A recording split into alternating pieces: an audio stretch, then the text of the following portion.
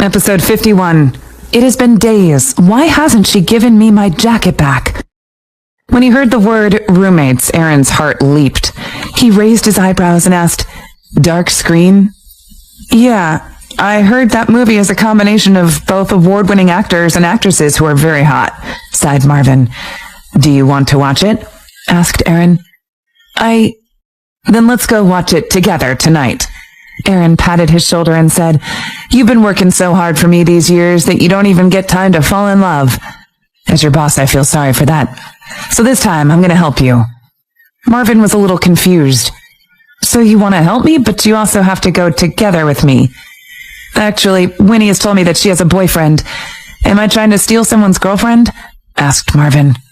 "They're not married yet. You're not stealing someone's girlfriend. You're pursuing true love. Is it ever easy for anyone to meet a true love in their life? Not to mention the fact that as my assistant, no ordinary man could be better than you. I believe that it won't be difficult for you to steal that girl," Aaron corrected him seriously. Hearing his words, Marvin shivered. It really hadn't gone to the true love level yet. He didn't know much about Winnie, he just liked her.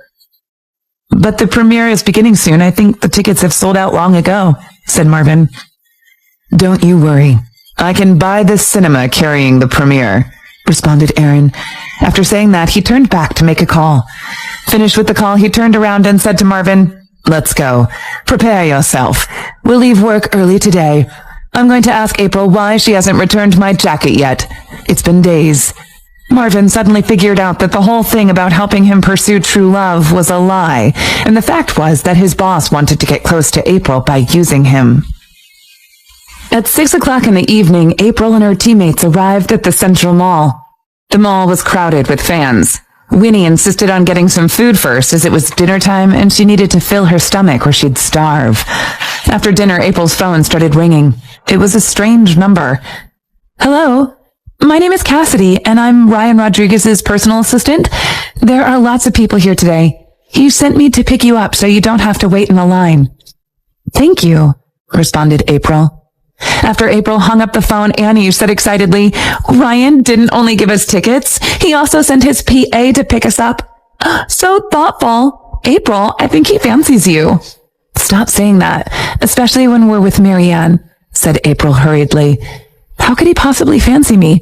Besides, I've heard that he has an extraordinary family background. Even if he does like me, his family wouldn't agree to it. Only girls like Marianne deserve boys like him." April then guided her teammates to the meeting place that Cassidy told her. After the meeting, Cassidy directly took the three of them backstage. Today, Ryan looked even more handsome than before. He was wearing a blue coat and a pink round-neck shirt and an expensive watch. His skin was sparkling under the lamplight, making him look as attractive as the male models on a magazine cover. Seeing April, Ryan walked over quickly, showing off a pair of dimples on his white and clean face. "April, you're here," he said. He looked at April from head to toe and then said to her, "You look prettier today than in class." "Is April the only pretty girl you see? Don't you see that we've all dressed up?" Annie narrowed her eyes. "You are all gorgeous. Our school is full of beautiful ladies." Ryan smiled and responded, "Your seats are in the third row. The first and the second row are occupied by the sponsors and investors, so please don't complain." "The third row is already perfect. If it wasn't for you, we might not even be able to get in here," said April. Once she was finished talking, Cassidy reminded him, "Rodriguez, Mr. Roberts from Star Music and Culture is here, and the director wants you to go say hi to him." April turned to where Cassidy was looking at, saw two men and a woman walking over. The gorgeously dressed lady was none other than Marianne, who didn't join her roommates today. "I think that's the boss of her music company. Marianne has a solid background indeed, that she's actually standing by Mr. Roberts' side," sighed Annie. "Cassidy, take these girls to their seats. I'll go say hi to those people." Ryan frowned slightly and then said to April, "April, don't leave after the premiere. You and your friends can stay for the party. Some professionals are here today. I'll introduce them to you." After saying that, he turned and left in a hurry without waiting for April to respond. "Is he really introducing us to the professionals?" said Annie excitedly. "He's so nice. If some director noticed us, we wouldn't need to try so hard." April was a little touched as well. She had only taken a few classes together with Ryan, but he was actually willing to share resources with her. Such generous people were rarely seen these days. Soon the three of them sat down in the third row. Their seats were close to the side, but the view was nice. About 10 minutes before the release, Marianne walked elegantly to the third row with her little purse. I was gonna say hi to you backstage, but my boss made me focus on the sponsors, she said to her roommates. It's all right, April smiled and responded. Marianne, you're amazing. They've introduced you to so many people, said Annie. That's because Mr. Roberts is generous, Marianne smiled and said. I must stay for the party later, or I'd be able to drive you back to the dorm. This place is quite far away from the school, so it might be a little inconvenient for you to go back. April and Winnie glanced at each other. Annie hesitated shortly and then said, Ryan invited us to the party as well. Marianne paused slightly and her smile froze for a moment on her pretty face. He did? Then we should leave together after the party. My seat is in the middle of the first row. See you. As she turned, two tall figures walked over from the VIP access. The man at the front was wearing a dark green suit and a black shirt, looking straight and sturdy, radiating a cold and manly vibe. Marianne blinked as she thought that she was confusing this man with someone else. As she suddenly paused, April and the other two all turned to where she had been looking. And then April gave a start, wondering why Aaron and Marvin were here. So handsome, Annie paused, then murmured, Who are they? Marianne glanced at her, then abruptly gave a smile and walked to Aaron. Aaron, she said. Aaron was looking around from the corners of his eyes. As Marianne walked to him along with a strong fragrance, he knitted his brows and asked, You are... Aaron, I'm Marianne. The smile on Marianne's face faded slightly as she responded with embarrassment. We haven't seen each other in years, so it's normal that you didn't recognize me. You, Aaron nodded and said. I have a good memory, so normally I won't forget anyone I've met. Your makeup is too thick, that's why I didn't recognize you. Marvin's mouth corner twitched as his boss was saying mean words again. Marianne was barely maintaining the smile on her face. Where's Auntie? Why isn't she here? I need to thank her for talking to Mr. Roberts for me. Thanks to her, I'm releasing my first album now. Are you going to be a singer? Aaron raised his eyebrows and said, Has the standard of singers lowered so much already? He remembered that both April and Winnie had much better voices than Marianne did. Marianne honestly didn't know how to continue this conversation. Episode 52. She looks nice today. Marianne regretted greeting Aaron. Fortunately, her teammates didn't come over or she'd feel humiliated. Aaron, how could you say that? I've studied at Langford for years and I've been trained by professionals. I'm making real progress, said Marianne with a soft voice. Aaron was surprised to know that Marianne was also a student of Langford College of Communication. Out of the corner of his eye, he saw April and her two roommates sitting in the side seats. He found that April looked good today, and her exposed shoulder was beautiful, but also sexy. Aaron, where's your seat? Mine is in the middle of the first row. Mine is in the third row, Aaron said, pointing his chin at the area that April was sitting in, and responded with, All right, I just want to watch the movie quietly. Go back to your seat. He then walked straight to April.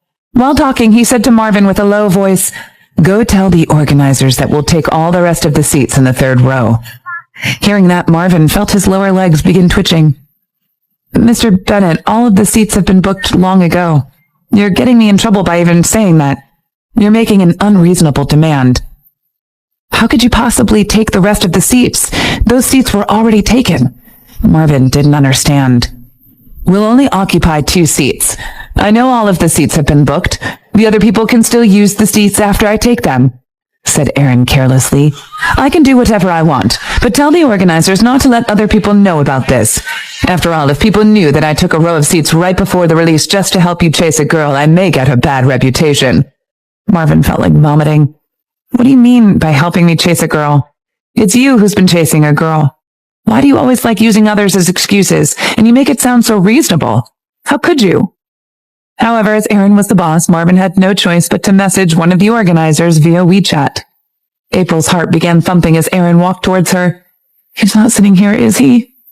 That handsome man is coming over, Annie said, grabbing April's hand. April felt a little speechless. Annie always got excited when she saw handsome men. Mr. Bennett, Mr. Marvin, are you here for the movie too? After April stood up and greeted them, Winnie did the same. Aaron responded coldly and then glanced at Marvin. Marvin hurriedly said, "The organizers gave us a few tickets the other day. We weren't busy this afternoon, so I invited Mr. Bennett to come." Aaron nodded in satisfaction. He didn't ask to come, but Marvin invited him here. That was exactly what he wanted Marvin to say. April glanced at Winnie with a faint smile and then said, "Two boys watching a movie together." "Aren't you three girls going to watch the movie together too?" Aaron said, then paused briefly and continued, "And when are you going to return my jacket? You wouldn't give it back to me if I didn't happen to see you here, right?" "Sorry, I've been busy the past few days. I'll return it to you tomorrow," April explained in a low voice. "Please, as soon as you can. I like that jacket," said Aaron while taking an empty seat beside April's. April was confused. When she worked for him, she had never seen him wear anything twice within a month. Why was he now so urgent to get that jacket back? Seemed that he really liked it. And wasn't it too coincidental for him to sit right beside her in such a large venue? Besides, he was such a rich and wealthy man, so the organizers should have given him the tickets for the first row. While April was pondering over the above questions, Aaron suddenly glanced at her and asked, "Have you gone on vacation?" Recalling that Rodriguez had just praised her appearance, April rolled her eyes silently as she couldn't help but compare him with Bennett. "Mr. Bennett, stop joking with me. I got tanned during work," she said. "What kind of work tanned you into this?" he asked. April pressed her lips together and remained silent. Aaron thought that he shouldn't ask that question, as it may sound like he was very interested in her life. So he uncrossed his legs and said flatly, "You know, since you used to be my carer, I wish that you live a happy life. Men might not like women with dark skin." He was trying to tell her that he preferred women with lighter skin. Live a happy life. These few words made April pause for a moment. No one had said these words to her for a very long time. The last person who said that to her was her own father. She wanted to live a happy life, but two people destroyed her home. They had still been trying to give her more harm, as if they could never get tired of that. Aaron waited for a while, but April hadn't said anything. He looked at her carefully out of the corner of his eye. Somehow, he sensed a trace of sadness from her, which soon disappeared. He couldn't tell if that was real. "Mr. Bennett, thank you." A while later, April blinked and said with a gentle voice. Her voice was soft and beautiful, like a feather sweeping across his heart. Looking at her stunning face, Aaron pulled the collar of his shirt slightly. He felt that Marvin was right about her voice. It was perfect for being a voice actor indeed. Marvin, who was sitting beside Aaron and listening to his conversation with April, now had a bitter feeling. "Didn't you say that you'll help me chase the girl? I'm miles away from Winnie now, Mr. Bennett, so you can't only think about yourself," he complained silently. He sighed and said, "Mr. Bennett, since Miss Winnie and her friends are here, how about I go get some popcorn for the ladies?" "No need. Our friend will send us popcorn and drinks later," April shook her head and said. Aaron frowned and gave Marvin a glance. Marvin understood his boss's meaning, so he asked April, "You have another friend here? Who's that? Isn't he or she sitting together with you?" April was hesitant, but Annie responded hurriedly. "His name is Ryan Rodriguez, our schoolmate. He played a part in the movie that we're going to watch later. He invited us here, or we wouldn't be able to get the tickets. But April is the one who he really wanted to invite." "Yeah?" Aaron nodded and said slowly in a cold voice. Only he himself knew that a wave of unexplainable anger had risen from his heart. Ryan Rodriguez. Who the hell was Ryan Rodriguez? Was that man more handsome and capable than him? He believed that he was better than Rodriguez from all aspects, including in bed. "She likes me, but refuses to keep a distance from other men. If I didn't come here, I wouldn't have found out about it. She's too half-hearted to me," he thought. "Does he like you? If so, he seems to have a poor taste." His discontent made his words unpleasant to hear. April couldn't help but glance at him and said angrily, "Mr. Bennett, you'd better not fall for me." Aaron snorted and responded with, "Fall for you? How can that be possible? The fact is the other way around." "If you do fall in love with me one day, I'd certainly mistreat you." April's patience has gone out, so she ignored what he said. Somehow Aaron sensed a coldness from his back. However, he soon ignored that feeling. Mistreat him? That would be impossible. The only thing that could happen was him mistreating her. He believed that April had an exaggerated opinion of her own charm and wondered if that was because she had a suitor now. "Miss April, Mr. Rodriguez asked me to bring you some popcorn and drinks." Cassidy had come over with a good deal of snacks, but he also told me to tell you not to eat too much, as there'll be lots of delicious food served at the party at night. Episode 53. Mr. Bennet, you're so dramatic. Please say thank you to him for us. While talking to Cassidy, April smilingly handed some snacks to Annie and Winnie. Looking at April's face, Aaron was getting angrier and angrier. What does that mean? The party? Is he showing off in front of me? He believed that popcorn wasn't worth showing off, as he could build her a castle of snacks. Abruptly, he turned in his seat and said, "What a coincidence. I'm attending the party tonight as well, as an important guest." April paused slightly, then responded with, "I'm not surprised that you're also invited, Mr. Bennet." "Yes," replied Aaron. Hearing their conversation, Marvin felt like going mad. "When did you get invited? Important guest? Mr. Bennet, do you have any sense of shame at all? You're going to ask me to arrange it with the organizers, aren't you?" Right at that point, Mr. Carver, who was one of the premiere's organizers, came over smilingly to greet Aaron. "Mr. Bennet, it's such a surprise that you attend the premiere. We're so flattered. If I knew you would come, I'd arrange the seats in the first row for you. May I do it for you now?" "I'm fine," said Aaron blandly. "I like it here. It's quiet. I'm just here to watch the movie and to see if today's film market is worth my investment." Hearing that, Mr. Carver widened his eyes in excitement and said, "Mr. Bennet, are you thinking about investing in the film market?" "Yes. I have too much money. You wouldn't understand my worry." Aaron supported his forehead with a hand, showing his perfectly shaped side profile. April saw that Mr. Carver paused slightly, just like she did, so she felt that he might share the same impulse to beat Aaron to death as her. "You're right, Mr. Bennet. Everyone knows that you're wealthy." Mr. Carver laughed and said, "I think my friends from the film circle will all be happy to know that you're interested in the film industry. I'll tell my people to send you some snacks, Mr. Bennet. Get us something special and delicious." Aaron pointed his chin at April and her roommates, then continued, "These ladies are friends of my assistant. Bring some snacks for them as well. Things like popcorn are just too cheap." April felt speechless. She felt that it was unnecessary for him to depreciate popcorn just to offer her and her friends some more snacks. And why did he introduce them as Marvin's friends? Didn't he know her himself?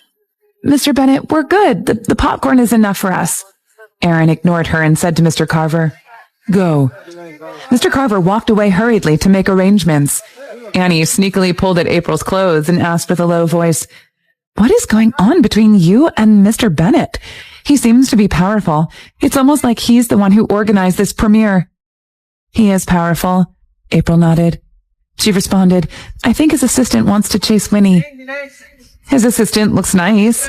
As the assistant of such a powerful man, I bet the boy has a bright future." Annie admired Winnie and April for their good luck. "Did you hear Mr. Bennet say that he wants to invest in the film industry? It's an easy thing for an investor to make a girl the leading actress of a film, and I saw Marianne talk to him very politely just now. If a girl could be his girlfriend, she'd have no worries for the rest of her life." April glanced at Annie with an expression of dislike. What she didn't like about Annie the most was that she always wanted to rely on others. April believed that capabilities were more important than who you knew. Soon, Mr. Carver's people sent over many desserts and fresh juice. They worried that there might not be enough space to settle down the desserts and juices, so they also brought a small table for that purpose. Seeing all of it, the surrounding guests looked at Aaron out of curiosity. Marianne, who sat in the first row, saw that as well. She was surprised and jealous. She didn't think that Aaron would know April and her two other roommates and would be so kind to them. Marianne really wanted to go and ask Aaron about how he knew April and the others, but she worried that the latter might embarrass her again with his mean words, so she decided to stay in her seat. Too much. April looked at all the desserts without knowing what to do. "The premiere is beginning. Don't interrupt me." Aaron put his forefinger against his thin lips and shushed April. April had no choice but to stop talking. At the beginning of the premiere, the masterminds, mainframers, and leading actors and actresses appeared on stage to introduce the movie and interact with the audiences and fans. Once the few leading actors and actresses showed up, the entire venue was overwhelmed by screams and applause. Annie took out 3 cardboards with Ryan's name on them from under her seat, then gave one to each of April and Winnie and asked them to wave it. April felt that it was necessary for her to support Ryan because the latter invited her and her friends were here. So she took over the cardboard and raised it. However, once she began waving the cardboard, it was suddenly grabbed away and broken and thrown to the ground by the man sitting next to her. "It's blocking my sight. So annoying," said Aaron. She didn't understand how the cardboard could block his sight as she was only waving it in front of her own face. She turned to glare at Aaron. "What? You think it's okay for you to block my sight?" he asked. April helplessly turned back. The host had boosted the atmosphere nicely for the premiere. Aaron looked at the group of actresses standing on stage, feeling quite bored. He didn't know any of those girls, and he felt that all the actors on stage weren't as handsome as himself, and the actresses weren't as pretty as April. April and her friends had been discussing animatedly beside him, but he had no idea why they were so excited. He gave a close look at Ryan, who played a part in the movie, then smiled scornfully and glanced at Marvin. Marvin had been assisting Aaron for years, so he immediately figured out what his boss wanted. He coughed slightly and said, "The actor named Ryan looks so unimpressive." Aaron nodded in agreement. April and Winnie both glanced at Marvin with dislike. Ryan was their friend, so they felt that Marvin shouldn't have said that. Marvin wanted to cry, but failed to shed any tears. He didn't understand why his boss always made him the bad guy. "I feel so because I've spent too much time with Mr. Bennett. Ryan isn't as handsome as our Mr. Bennett, isn't as tall and strong as our Mr. Bennett either. I really don't understand why you girls like that kind of boy." "Stop flattering me like that. I won't raise your salary." "All right, stop talking. He's their schoolmate after all. Keep watching." Aaron stopped himself from curving his lips in a smile, then glanced at Marvin and said, "Good job. I'll give you a pay raise," he said to Marvin through his eyes. "Mr. Bennett, you are so dramatic," thought Marvin. Hearing Aaron's words, April and her friends didn't continue the conversation. By the end of the premiere, as the host asked the leading actors and actresses to pick a few fans to take pictures together, the whole cinema hall was nearly torn down by screams. Ryan picked a few girls. When the host asked him to choose the one last one, he pointed at April and asked, "That girl. She's raising her hands higher than the others." The whole audience fixed their eyes on April, who was speechless. She didn't raise her hands at all, but as Ryan was looking at her smilingly, she had no choice but to stand up. She walked on stage to stand side by side with Ryan. Ryan put his arm around her shoulder and said to her with a low voice, "You're not scared, are you? I just want to take a picture with you." "I'm afraid that your female fans are going to be so jealous of me," said April naughtily. Under the stage, with a grim look, Aaron was watching April talking happily with Ryan. "She has gone too far. She's doing it on purpose, isn't she? She wants to make me jealous and let me know that she's so different now, that even a male star likes her," he thought. He felt humiliated as he believed that April was comparing him with Ryan. "Mr. Bennett?" Marvin said while carefully observing the look on his face. "I think this actor named Ryan is Raymond Rodriguez's son." Episode 54. Next time, keep a distance from that boy. "Raymond Rodriguez who?" asked Aaron. "One of the most first-class drama actors of our country, the chairman and member of all sorts of dramatic associations," responded Marvin. "Earlier, I attended a party on your behalf. At the party, I saw Raymond Rodriguez with Ryan. Many people in the film circle admire Raymond Rodriguez, so if April becomes Ryan's girlfriend, they'd certainly make her a star." April frowned and sighed. "Anyone can become an actor or actress as long as they have a background. No wonder film and drama series are going downhill these days." Marvin glanced at the large group of Ryan's fans who were behind them, then said, "But today's young girls like him." "That's because they all have poor taste," said Aaron. "Tell the investors to keep Ryan busy at the party tonight. Don't let him hang around. He's against my standard of beauty." "All right," said Marvin. 5 minutes later, April walked down the stage. As her seat was close to the wall, she needed to weave through the seats of others carefully. While doing that, she suddenly sensed a scorching, hot gaze on her. She raised her head to see Aaron's eyes filled with discontent. She was confused. At that moment, someone tripped her and made her fall straight toward Aaron, who was right in front of her. She closed her eyes when falling onto his strong chest. His refreshing scent filled her nostrils. She had sensed that scent days before and found it rather pleasant. She felt extremely embarrassed falling in front of so many people, so she hurriedly pressed her hands against his chest to help herself stand up. Aaron watched her press both hands against his chest. He was a little angry at her because she had let another man put his arm around her shoulder and talked quite happily with him. But he didn't understand why she suddenly gave him a big hug. Was she afraid that he might get mad? He gave a faint smile, feeling a little used to her little tricks, which he believed were played to attract his attention. While struggling up, April apologized with, "Sorry, Mr. Bennett, I didn't do it on purpose. Someone tripped me." "It's all right, I don't mind. But next time you should keep away from that man. Don't let him put his arm around your shoulder again. I don't like it." Aaron dropped his eyes and noticed her collarbones hiding under her cloth. Before, he had only noticed her cleavage, but this time he found that her collarbones were just as beautiful. What? April felt like Aaron was having a big misunderstanding again. "Didn't you fall deliberately?" He raised his eyes and said, "Otherwise, why didn't you fall earlier or later? Why didn't you fall on anyone else but me?" April honestly didn't know how to explain. "It's really just a coincidence," she said. "Stop explaining. I know exactly what you're thinking." Aaron curved his lips slightly and said, "When are you going to stop touching my chest muscles?" April's face blushed. She was trying to explain just now, but forgot to take her hands away from his chest.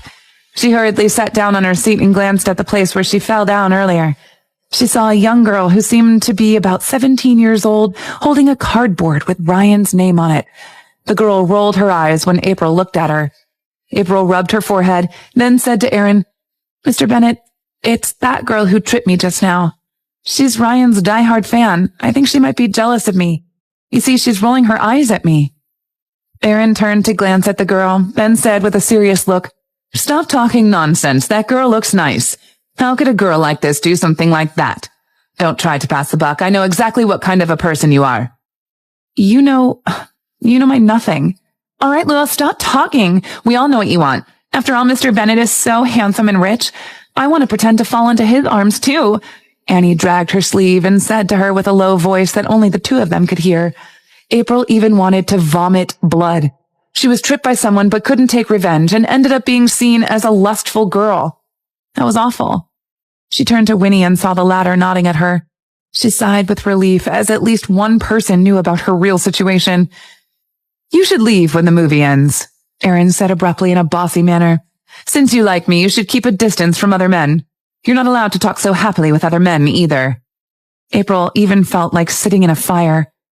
"Mr. Bennett, I think we should make it clear. I don't like you," she said. Aaron smiled and responded with, "You don't like me? Then who told me that she worried she might lose herself in her love to me?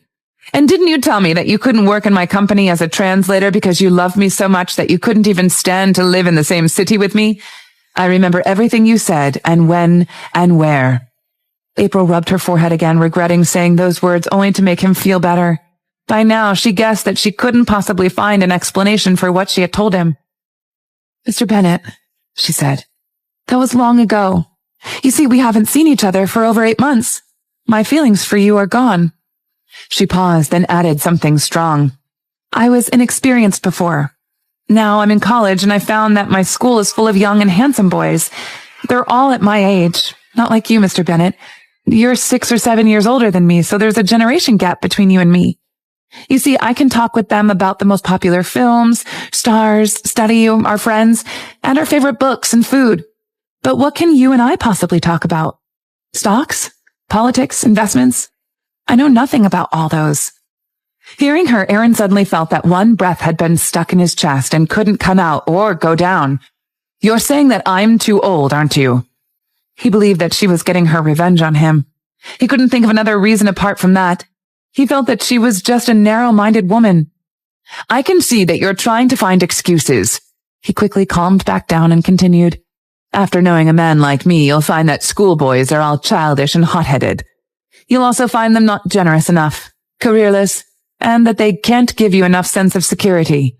As for your common topics, those need to be based on financial abilities. Otherwise, no matter how much you talk, your words would all be meaningless.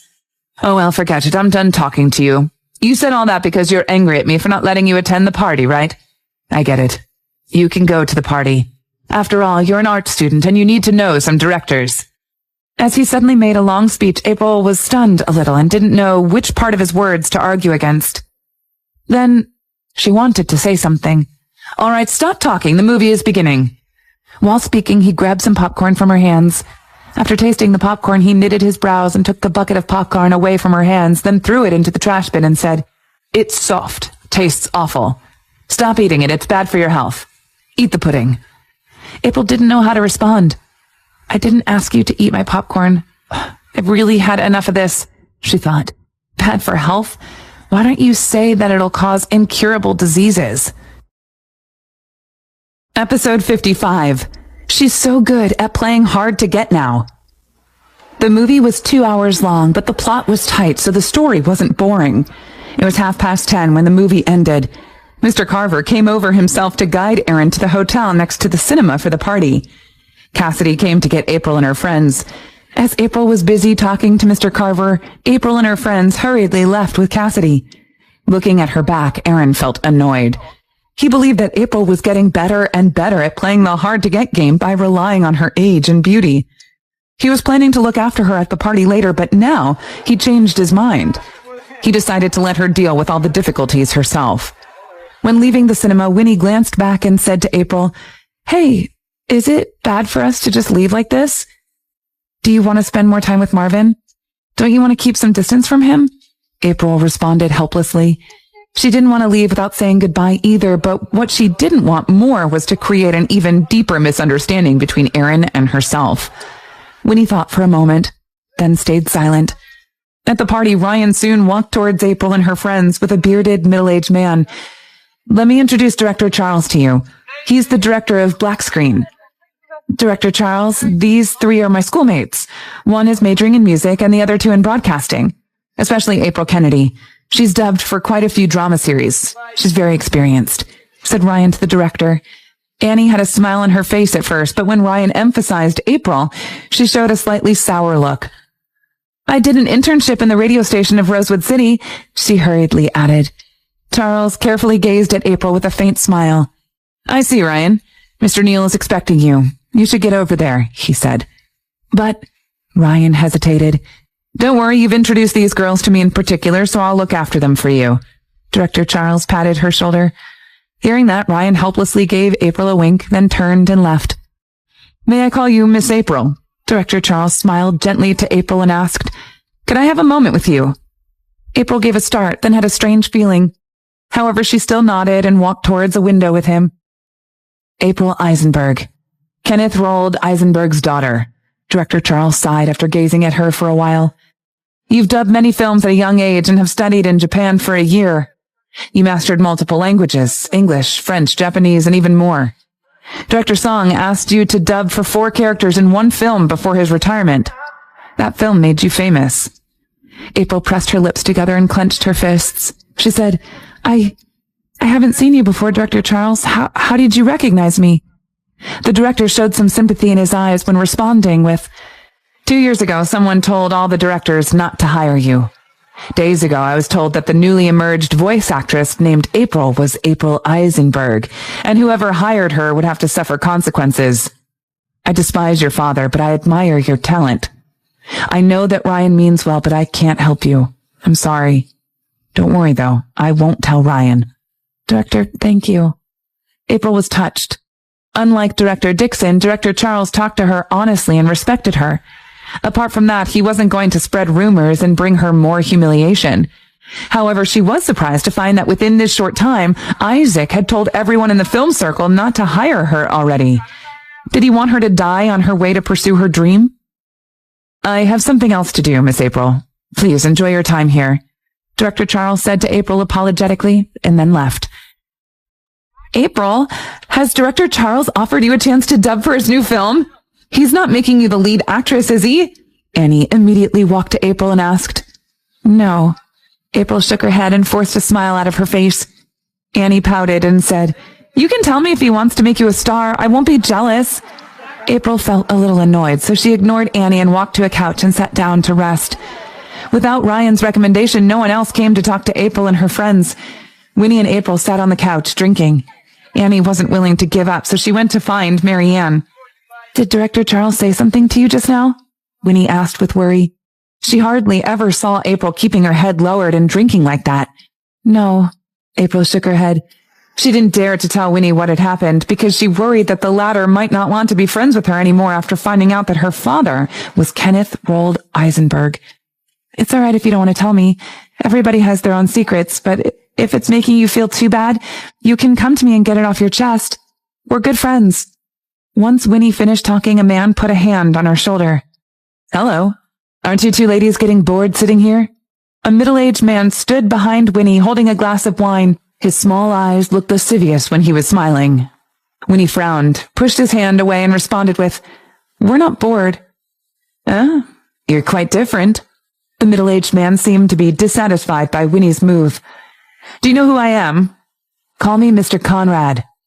I'm the owner of Flagrant Electronics. I invested in this movie. You two are pretty.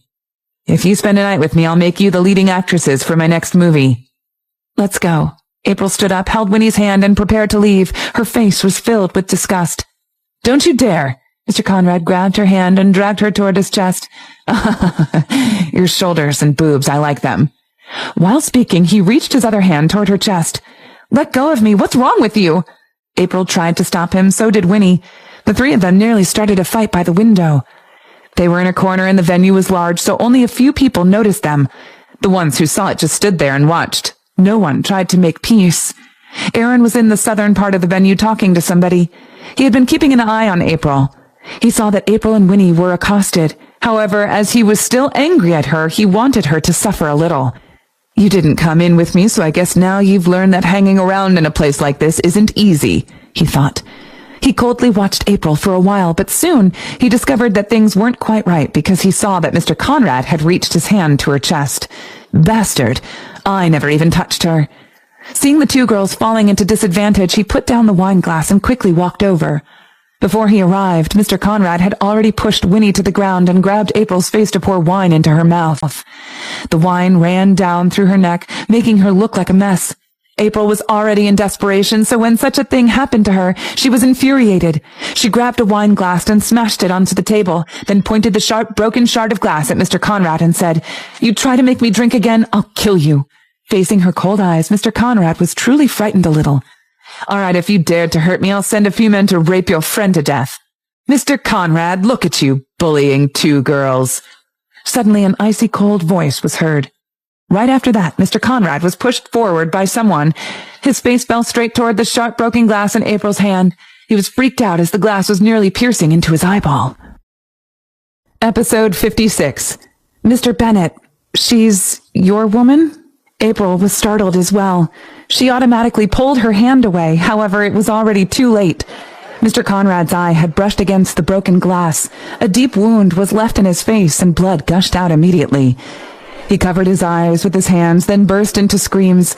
Then he realized there was a man behind him. When he turned back to see Aaron's cold, faintly smiling face, his legs crumpled. Mr. Bennett, he said. Aaron didn't look at him but grabbed April's hand, which was still holding the broken glass, and said blandly, Why did you pull your hand away just now? Just poke his eye out.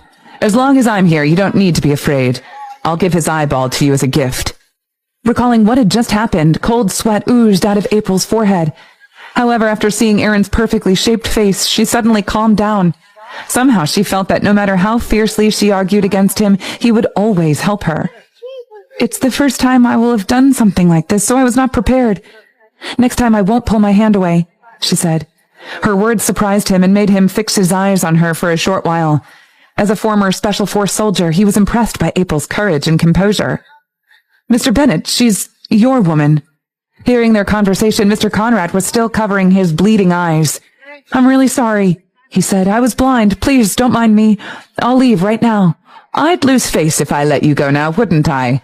Aaron suddenly took the broken glass from April's hand and walked towards Mr. Conrad. Didn't you want to touch the girl's chest just now? You haven't touched it yet, so how can you leave? You used your right hand, didn't you? Come on, I'll let you touch my chest. While speaking, he pressed Mr. Conrad's right hand to the table, then raised the broken glass high to stab his hand. Mr. Conrad screamed out loud and directly kneeled on the ground. He even wet his pants. However, the broken glass stopped an inch away from his hands. After that, Aaron smilingly slapped his face with the glass and said, I'm just trying to scare you. Look at you. You're so frightened that you even peed yourself. I guess your kidneys aren't working too well.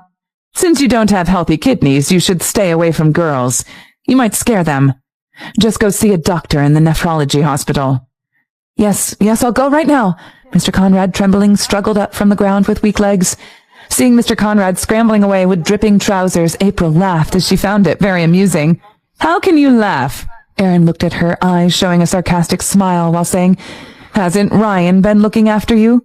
Where is he? I didn't see him take care of you." April's face blushed as she responded with, "He's been busy." "So he left you here?" "Good."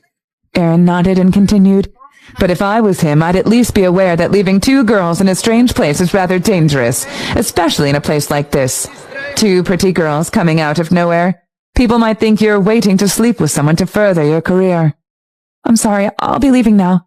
April already had a belly full of grievance. Maybe it was because she was drunk and a little emotional.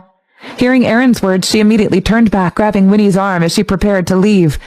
Aaron caught her by her hand and said, "Stop." As he put forth his strength through his wrist, she was dragged back and nearly fell into his arms.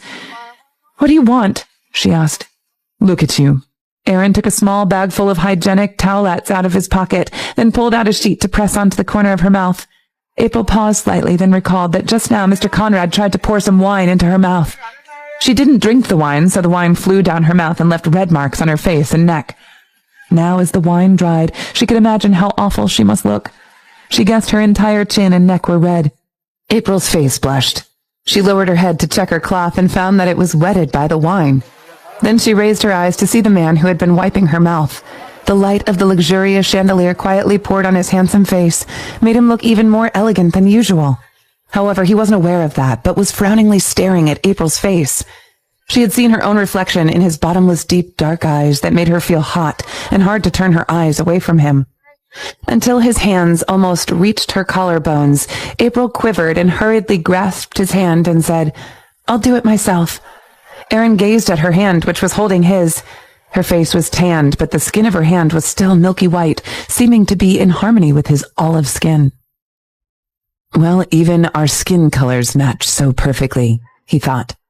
He smiled with satisfaction, then said, "If you want to do it yourself, why are you holding my hand?" Sensing the warmth from his skin, April hurriedly loosened her hand as if she was burned. "I was worried that you might not stop if I didn't make you," she said, feeling a little embarrassed. "Am I a lustful man who doesn't know how to respect women? You've taken so much advantage of me, yet you're still trying to shift the blame to other shoulders."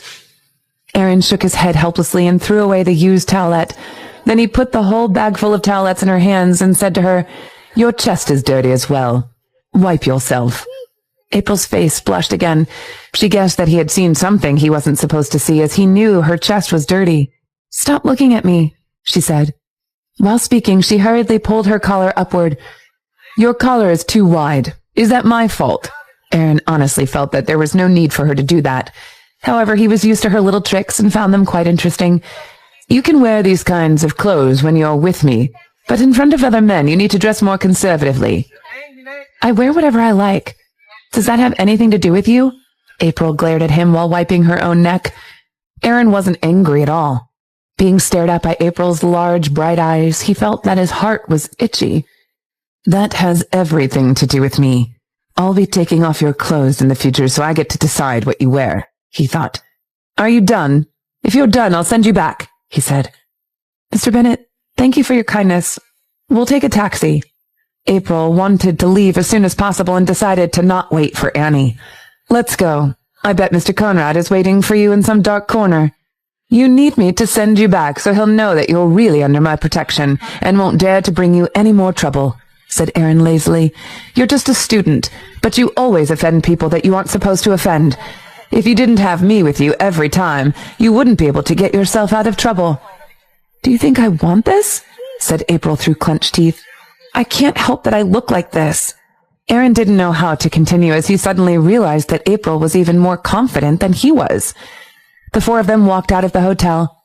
Aaron's car was still parked by the cinema, so Marvin went to get it. He needed about 10 minutes for that. Aaron and the 2 girls waited by the entrance of the hotel. Hearing that he was leaving, Mr. Carver hurriedly came to say goodbye. "Mr. Bennett, why are you leaving so soon? Did we do anything wrong? Just now, quite a few directors and filmmakers wanted to talk with you about the future film investments." You've done something indeed. Aaron's face darkened slightly. As a successful man who had spent his time in the army, he had an invisible but strong, cold vibe radiating from his body once his expression changed slightly. Episode 57. He protected her and respected her. My lady friend here has been bullied by Conrad. What kind of party are you throwing? It's all a mess. Any uneducated person could get in. I'm afraid that I'll be lowering my rank by staying here even one more minute. Mr. Carver gave a start. Even though he didn't know what had happened, he managed to figure something out when seeing April and thinking of Mr. Conrad's reputation. That Mr. Bennett, I'm really sorry about. I think Mr. Conrad was drunk and out of his mind. You see, he's the biggest investor of the movie and he's always bossy, but please, don't worry, we'll all be keeping distance from him after this party. Keeping distance? Aaron sneered and said, I'm sorry, when I walked out of that door, I decided to purchase Conrad's company. Both April and Winnie paused in shock. Seeing Aaron's cold face, they both knew he wasn't joking. Mr. Carver swallowed his saliva. Those words would sound like a bluff if they came from another man's mouth. However, as it was Aaron who said it, Mr. Carver had no choice but to believe that it was true. After all, Aaron had always been resolute and unpredictable. By now, Mr. Conrad could only pray for himself. Purchase? Said Mr. Carver. That's good, Mr. Bennett, as long as you're happy. So about investment. The film industry is profitable indeed, but I noticed all the directors and filmmakers in the party have poor taste. The two ladies by my side are the prettiest ones among them all. Most importantly, they don't have fake eyes and noses like the other actresses. Those girls are pretty too, but not as natural and special as these two. However, while they were sitting there, no one had any interest in working with them. The ones who talked to them were all scumbags like Conrad. How do you select actresses for a film? Do you want them to be able to party and sleep with you? Or do you want them to have great backgrounds? Asked Aaron with a serious face. Mr. Carver's face blushed as he replied, Mr. Bennett, the people in there really do have poor taste. The two ladies by your side are really beautiful and unique. I mean, I haven't seen any girls prettier than them. Hearing him, April and Winnie started feeling shy, especially April. April truly didn't think that Aaron would think so highly of her appearance. After all, he had only been saying mean words to her. It surprised her that he was angry that no one came to talk to her and Winnie back at the party. At that moment, April felt deeply touched. Mr. Bennett, please get in the car. Marvin had driven the Maybach over. The waiter by the main entrance of the hotel opened the car door for Aaron and the two girls. Same as the last time, Winnie took the front seat. Aaron suddenly turned back while bending over to get into the car and said to Mr. Carver, Go tell the people who saw what happened tonight not to tell anyone else about it. It'll be bad for the girl's reputation. Mr. Carver hurriedly nodded. Sitting in the car, April was stunned. His words got her choked up. In private, he was mean to her sometimes, but in public, he always protected and respected her. Today, he had punished Mr. Conrad for her, but as he said, if people knew about what had happened, they would only laugh at her and Winnie. After the car started, Aaron began feeling different from the last time. Without the giant Siassi, he and April each took half of the back seat. He felt that she was so far away from him and he didn't like it. It seems that I need to bring Siassi out more frequently, he thought. Mr. Bennett, thank you for not telling anyone about what happened tonight. But do you finally believe that I didn't have any plastic surgery? April asked out of curiosity. Aaron crossed his legs and threw the question back to April. When did I believe that you didn't do plastic surgeries? You said that my beauty is natural, and you said that I don't have fake eyes and a nose like some of the other girls, she said. I said that because I was trying to help you. After saying that, Aaron turned his face away and cleared his throat, then continued, But I've looked around at the party and I found that you two are prettier than the other girls. April sneakily glanced at the back of his head, couldn't help but smile. It really isn't easy for him to compliment me, she thought. And did he give Mr. Carver a hard time only because no one noticed us back at the party? Mr. Bennett, your towelette. April handed him the rest of the towelette. Aaron glanced back at her hand, then responded with, Keep it. Put it in your bag. April did what he said and then said, Mr. Bennett, I didn't think that you would carry things like hygienic towelette with you. After all, you're a man. So many people want to shake my hand every day. I sure need to prepare some hygienic towelettes to wipe my hands at any time I want. I got a box of these in the trunk. Aaron raised his eyebrows and said, How much do you dislike the others? Thought April. Mr. Bennet, she said, when you get a girlfriend, you may need to hold her hand every day. So by then, will you be needing to carry a box of disposable gloves in your trunk? April asked curiously. Erin pondered carefully over her question, then replied, Are you saying that you want to be my girlfriend and hold my hand every day? I don't, April hurriedly exclaimed. We can hold hands during wintertime so that our hands will be warm, but not in the summertime because it'll be hot and our hands can sweat easily. He answered her question seriously. I'll be fine without gloves. I'll also be fine without condoms. Well, if you want to use condoms, I'll also respect your choice.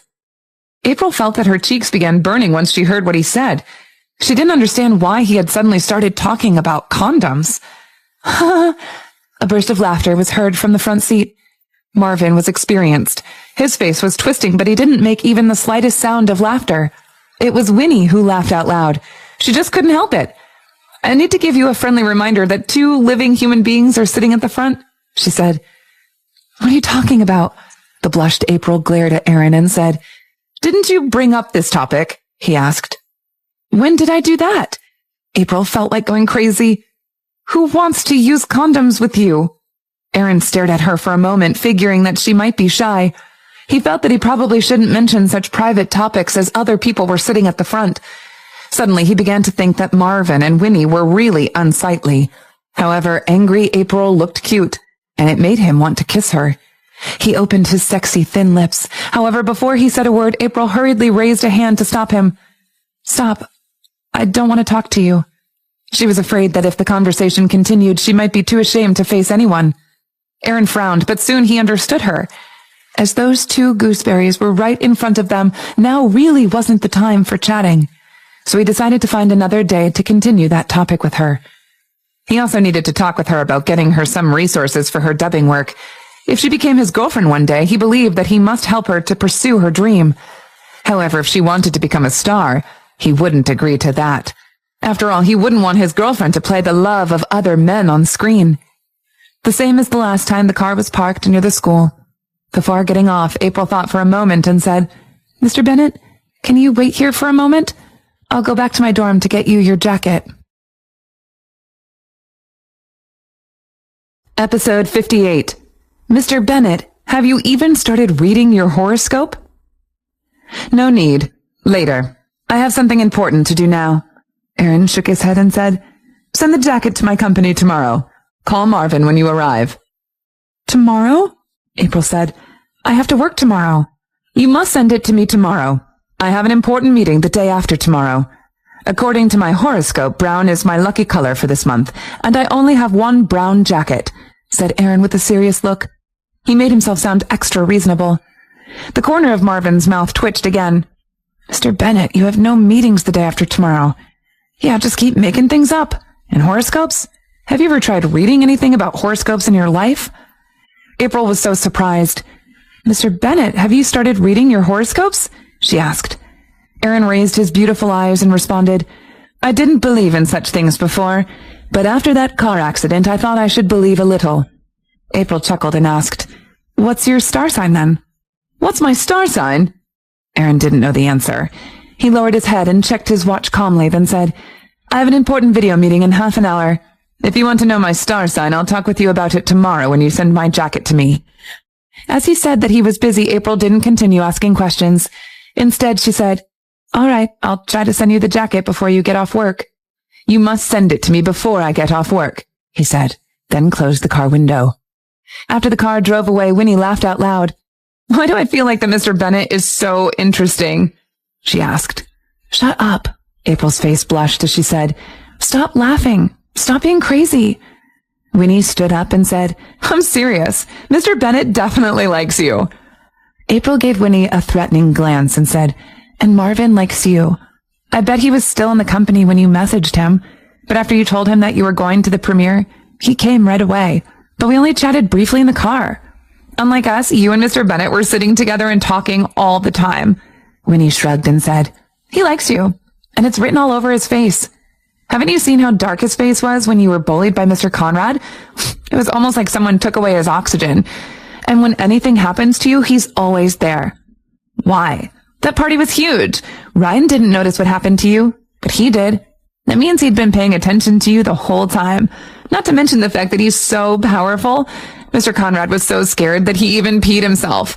Mr. Bennett is really quite handsome. Handsome? Go chase him if you like him then. April laughed and said, I already have a boyfriend. Besides, Mr. Bennett didn't even look at me. He helped me only because I'm your friend, said Winnie. But last time you said that he always says poisonous words and that most women don't like men like him. That's because I don't know him well enough. He's actually fun and he's handsome. I would quit eating if I could look at his face every day. After saying that, Winnie paused slightly and then continued, You looked bad at the party, but now it seems that you've recovered. April paused briefly as well, then recalled what Director Charles said to her. Back at that time, she was depressed, but after what Aaron said and did, she seemed to feel much better. I've recovered, she said. While she was speaking, her cell phone started ringing. It was a strange number. She answered the phone and then heard Ryan's caring voice. April, why did you leave abruptly tonight? Were you bored? I'm really sorry that I was too busy to spend time with you at the party. I didn't think that I'd be so busy tonight. I wanted to talk to you for a few times, but I just couldn't manage to. It's all right. I know you were busy. April silently sighed in relief. It seemed that what happened to her and Winnie tonight at the party didn't spread. I've arrived at the school already, she continued. I was going to send you back, Ryan said regretfully. Did Director Charles tell you anything? Did he promise you any chance? Director Charles is a nice person. He said that he'll help me if there's a chance, said April. That's great. I'll definitely ask you to dub for my next film. I know that you can do perfect male voices, too. I'll go back to school for classes later. We should go to Professor Newman's class together. And I need to treat you to dinner to apologize for not being able to take good care of you tonight. Bye. Ryan hung up the phone before April finished her talking. April looked at her phone and gave a bitter smile. She knew that even if Ryan requested to work with her, his director wouldn't agree. Someone has a lot of good fortune in love affairs lately, Winnie joked. Let's go back, April said. As the Maybach was driving on the broad road, Marvin coughed slightly and asked, Mr. Bennett, do we have a video meeting in half an hour? Why don't I know about that? Did I say that just now? Said Aaron. I might have misremembered. No, we don't have any video meeting. Marvin was quite speechless. Mr. Bennett, you're getting better and better at talking barefaced nonsense, he thought. You've done a good job tonight. I'll give you a pay raise. Work harder. Aaron lowered his head to look at his watch and then continued, It's early. Let's go to the bookstore. Bookstore? Yeah, I need to get a book about horoscopes. Otherwise, if April asked me about that tomorrow, I'd be embarrassed as I have no knowledge of it. It would be impossible for you to feel embarrassed, thought Marvin. Marvin even wanted to cry, but failed to shed any tears. It was late at night, but he still needed to accompany his boss to the bookstore to buy a book about horoscopes. 1 o'clock in the morning, Annie and Marianne returned to the dorm together. Both seemed to be in a good mood. Their laughter woke April up. April, why didn't you tell me when you left? Annie said in a complaining way. Before April responded, she continued, I'm telling you this. Marianne got me a dubbing job tonight. I'll be dubbing for one of the supporting actresses in a film. I'm really happy about that. I've decided that I'll become a professional dubber. Yeah? Congratulations. I was too tired, so I came back without you. I figured that you'd come back with Marianne, so I didn't interrupt you. April gave a smile, but with a bitter feeling. Her dubbing skill was way better than Annie's, but the latter had gotten a job while she had fewer and fewer opportunities. While removing her makeup, Marianne asked meaningfully, I guess Ryan and Aaron have introduced some people to you, right? I didn't think that you knew Aaron. How did you know him? Why didn't I hear you mention that? Mr. Bennett and I are just acquaintances. We don't know each other that well, April said flatly. I doubt it, April. You're not keeping secrets from us, are you? Annie raised her eyebrows and asked. Somehow, April felt annoyed. Why would I lie to you? I said no, and I mean it. All right, Annie, stop overthinking it. April doesn't seem to be in a good mood. Let's get to bed now. We've all had a long day. Marianne had smoothly ended the topic, and then the dorm quieted back down. However, in the darkness, April couldn't fall asleep. The next morning after the morning class, April arrived at Cityview International at 10 o'clock in the morning. Isaac, who was absent for days, had been sitting on the couch lazily drinking coffee. He was wearing a gray sweater, looking very elegant among the coiling steams. Episode 59. Erin was going to the seaside to pick her up. That, I don't know, Marvin stuttered. Erin rubbed his chin and said, maybe she found out the price of my jacket, so she ripped it in order to sell herself to me to pay for it. Marvin didn't know what to say. That woman is getting more and more interesting. Give me her number, Erin chuckled and said. Marvin gave him April's number while trying to stop himself from rolling his eyes. Erin swiveled in his chair and called April. Soon the call was answered. Hearing April's voice from the phone, Erin's ear twitched a little as he couldn't have thought her voice to sound so attractive through the phone. Who is it? She asked. Erin. After giving her his name, he asked, I heard from Marvin that you ruined my jacket. How could you? Do you even know how much money that jacket cost me? $150,000. Even if you wanted to sell yourself to me to pay for it, I don't think you'd be worth the price. I'm sorry. I'm really sorry. I was careless. April apologized. Can I pay you back bit by bit? Have you forgotten that I need a brown jacket for tomorrow? Erin snorted and continued. How about this? You go shopping with me tonight. You need to buy me a new jacket. April felt that her heart even stopped beating when she heard him. I only have about 10,000, she said with a low voice. Don't worry, I'll make it lower than 10,000. Erin showed a large smile and said, Then you can pay me the rest bit by bit. April bit her little finger. She thought that Erin wouldn't make her pay the rest, but she was wrong. She felt that she was foolish. If she knew this, she would have taken Isaac's money.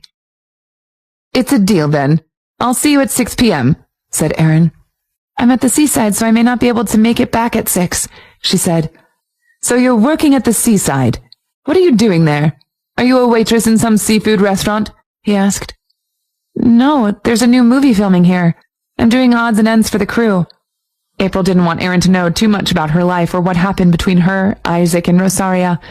If he found out that she was Kenneth Eisenberg's daughter, he might despise her like the others. Erin frowned. How could my girlfriend sink to this kind of lowly job? It's awful, he thought. I'll come to the seaside to pick you up after work. I'll call you, he said.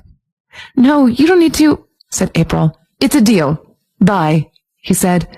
Erin sat silently for half a minute after ending the call with April. Then he called Richard and said, You need to drive my Bugatti Veyron back to the company in 2 hours. Why do you suddenly want to drive a sports car?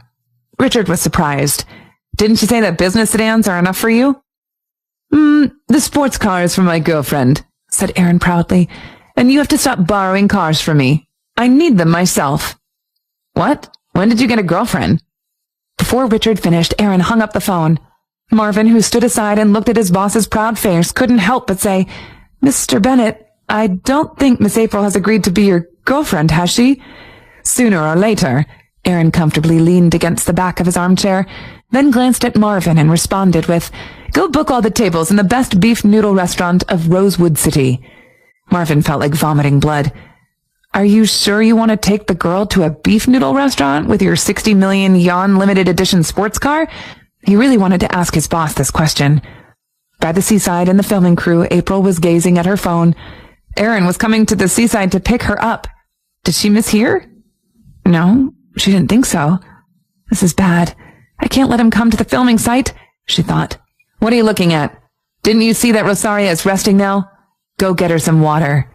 Isaac, who stood not far away from her, found that April was looking at her phone. Thinking that April might be chatting with someone, he felt quite uneasy, and so he shouted at her. All right.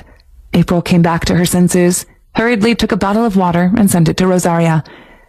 Isaac, don't be so mad, Rosaria said after taking the water. Since we're here, why don't we have some seafood before going back? Isaac glanced at April. He remembered that she used to love Seawalks the most. All right, he said. April, go book a table in a nearby restaurant. Sure. Since you two are going for dinner, I'll be leaving when Miss Rosaria is done with the filming. April nodded and said blandly. The look on Isaac's face changed. Seeing that, Rosaria hurriedly said, Leaving? I'm not leaving. How can you? You need to stay and peel prawns for me. And this place is far away from downtown. Without us, how are you going to get back? I can call a ride, said April. You've been quite unruly as an assistant. Isaac sneered and said, You were late in the morning and now you're leaving early. April frowned. She didn't want to start a fight, so she said, Can I ask for a leave? You two are going for a date. Why do you need me to peel prawns? Mr. Davidson, isn't that a boyfriend's job? Besides, I don't want to be a gooseberry. I don't do such things. I've paid you, so you need to finish your work, Isaac said word by word. All right, do you also need me to unwrap condoms for you while you two are doing your business in the bed? April smiled and said, You. How can a woman say something like that? Shame on you. Isaac was infuriated as April seemed to be so unwillingly to stay with him. Stop arguing. Just let her leave. Rosaria smilingly put her hands around Isaac's arm and said, But April, tomorrow morning, you need to come early to cook breakfast for us. April hummed to respond. As long as Supervisor Sullivan's online series was aired, she would never come to deal with Rosaria and Isaac again. 5:40. Rosaria finished her part of filming. April packed her things and prepared to leave. Isaac suddenly stood up from the chair and said, I'm abruptly invited to a dinner party tonight. Let's not eat by the seaside. We should head back to the city. Rosaria's smile froze on her face. After a while, she forced herself to smile again and nodded. We'll go together. Isaac coldly glanced at April and said, Don't bother to call a taxi. I'm good. My ride is already on the way. After saying that, April turned and left immediately. She didn't want to spend another second with those two people. Soon after she walked away, she heard some loud noise from behind. She turned back to see that Isaac kicked a chair far away. His handsome face was wearing an angry look, eyes fixed on her. He looked like a volcano which was about to erupt. April didn't understand why. She remembered Isaac as a nice and gentle man who rarely lost his temper. Now it seemed that he was pretending before. He was so emotional now and was too hard to get along with. April didn't know when she offended him. Compared to him, the narcissistic Aaron was way better. Isaac stared at the quickly leaving April. The anger at the bottom of his heart was conquered by an indescribable sadness. Before, she liked to follow him around. One single day without him would make her complain. All she wanted was to spend more time with him. But now it seemed that she only wanted to stay as far away from him as possible. Had she stopped loving him? Isaac! Rosaria touched Isaac's shoulder while struggling against her jealousy. Piss off. Isaac threw her hand off and left without glancing back. Episode 60. You're out on a date with me? Don't you think you're being too casual? Not long after April left the filming site, she got a call from Aaron. Where's the filming site? I'm almost at the beach. There's a cabin by the seaside. Wait there, I'll be there in a minute. Aaron sounded a little unpleasant. He frowned and said, It sounds like you don't want me to go to the filming site. I'm afraid that the people in the crew may think of you as my boyfriend, April responded while running, trying to catch her breath. Besides, Mr. Bennett, you're such a famous and wealthy man. I'm worried that your presence might create a stir.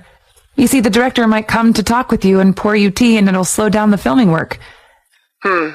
That makes more sense, Aaron pondered while driving.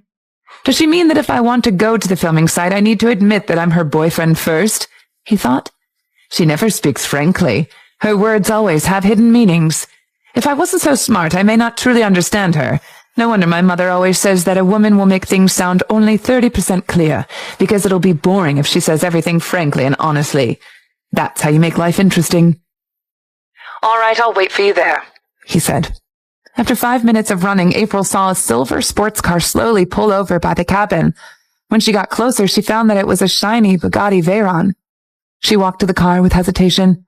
The car window slowly lowered, exposing the perfectly handsome face of Aaron. He was wearing a brown pair of sunglasses with a blue leisure suit, which was brightly colored and elegant looking. Against the sea in the background, he looked less proud and serious, but warmer and sunnier. April widened her eyes and paused briefly when seeing him.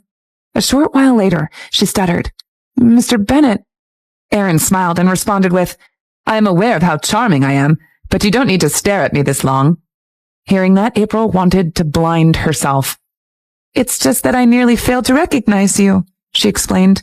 It's the first time I've seen you wear sunglasses. Mr. Bennett, you look radiant today.